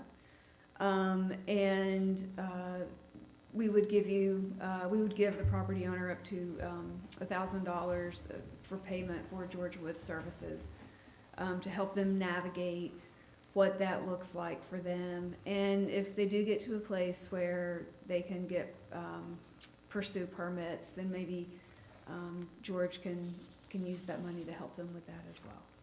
So right now it would be $10,000, $1,000 per. Right.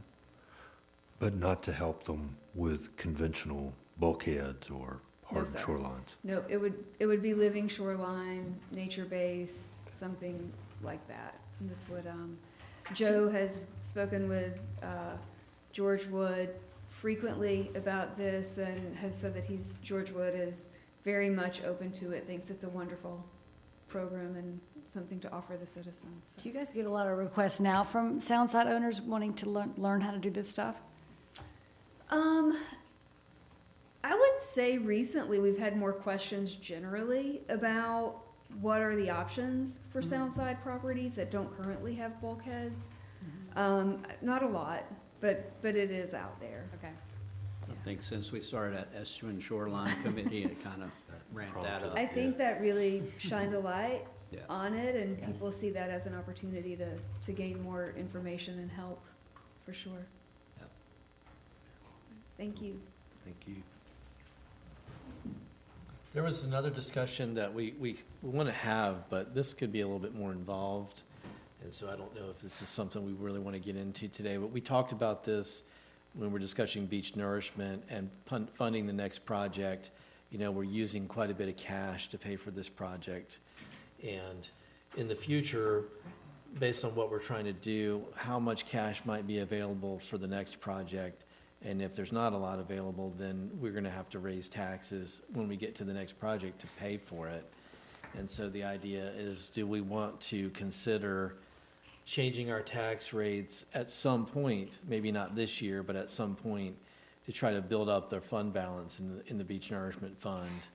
And so that, like I said, this could be a little bit more involved because there's a whole bunch of rabbit holes we could go down with this. But, you know, another thing that's come up, and you know, obviously the board was sent an article yesterday about FEMA, but, you know, the idea of keeping some more cash on hand as a reserve to deal with situations might be something that we really need to think about doing. So that's another element to this discussion. And as we said to you when we were talking about the project, in the year 2 of next year's budget, so the plan year, we might put as a placeholder a tax rate proposal for the Beach Nourishment Fund. And so we could have that discussion at a later workshop. We could prepare something for you. I don't think the idea is to generate enough money to basically put the same amount of cash in there that we had this time, but maybe to keep a reasonable reserve and to pay for some of our soft costs and really just do some more future planning for this. Absolutely. Yeah. Absolutely. We're going to be more and more self-reliant on it. We're going to have to do it. It's either going to be do it yourselves or don't do it at some point. And if, the alternative is if we don't do this and say we get down the road to our next project and now we have to come up with $20 million instead of $13 million, that means a tax rate increase. And it's going to hit them really hard at that time. Yep. No. So. No, we need to be more proactive than that. Or if we have a storm in between the two, Yeah. then we have no coverage. And FEMA won't Yeah. pony up. And I talked to the county manager, and I think they are keeping some money on hand. It's probably really not enough, but it's something that they're trying to keep on hand to pay for like the mobilization costs for a project. Sure. So, anyway, I'll just leave it at that. You know, we could figure out a way to come back to you on this one. Okay. But I think that's essentially everything we wanted to go over today. You know, we'll be working on preparing the recommended budget. You know, if we want to talk about some of these items again at the mid-month meeting, we can do that. If you want to send me your comments, do that as well. And all that will be taken into consideration. And we sort of look at the ranking, you know, as what makes the cut, Right. you know. And so if there's something that's sort of lower ranked that you say has to be in there, then let us know. But I'm optimistic that we'll be able to fund most of the items, at least this year, but we'll see where we get to. Okay. I will make a real effort between now and the mid-month to take a look at this and try to get my questions to you earlier rather than later if I can. Very good. Okay. Okay. And thank you for your time. Thank Really you. appreciate it. Thank y'all. Thank you, everybody. Very helpful.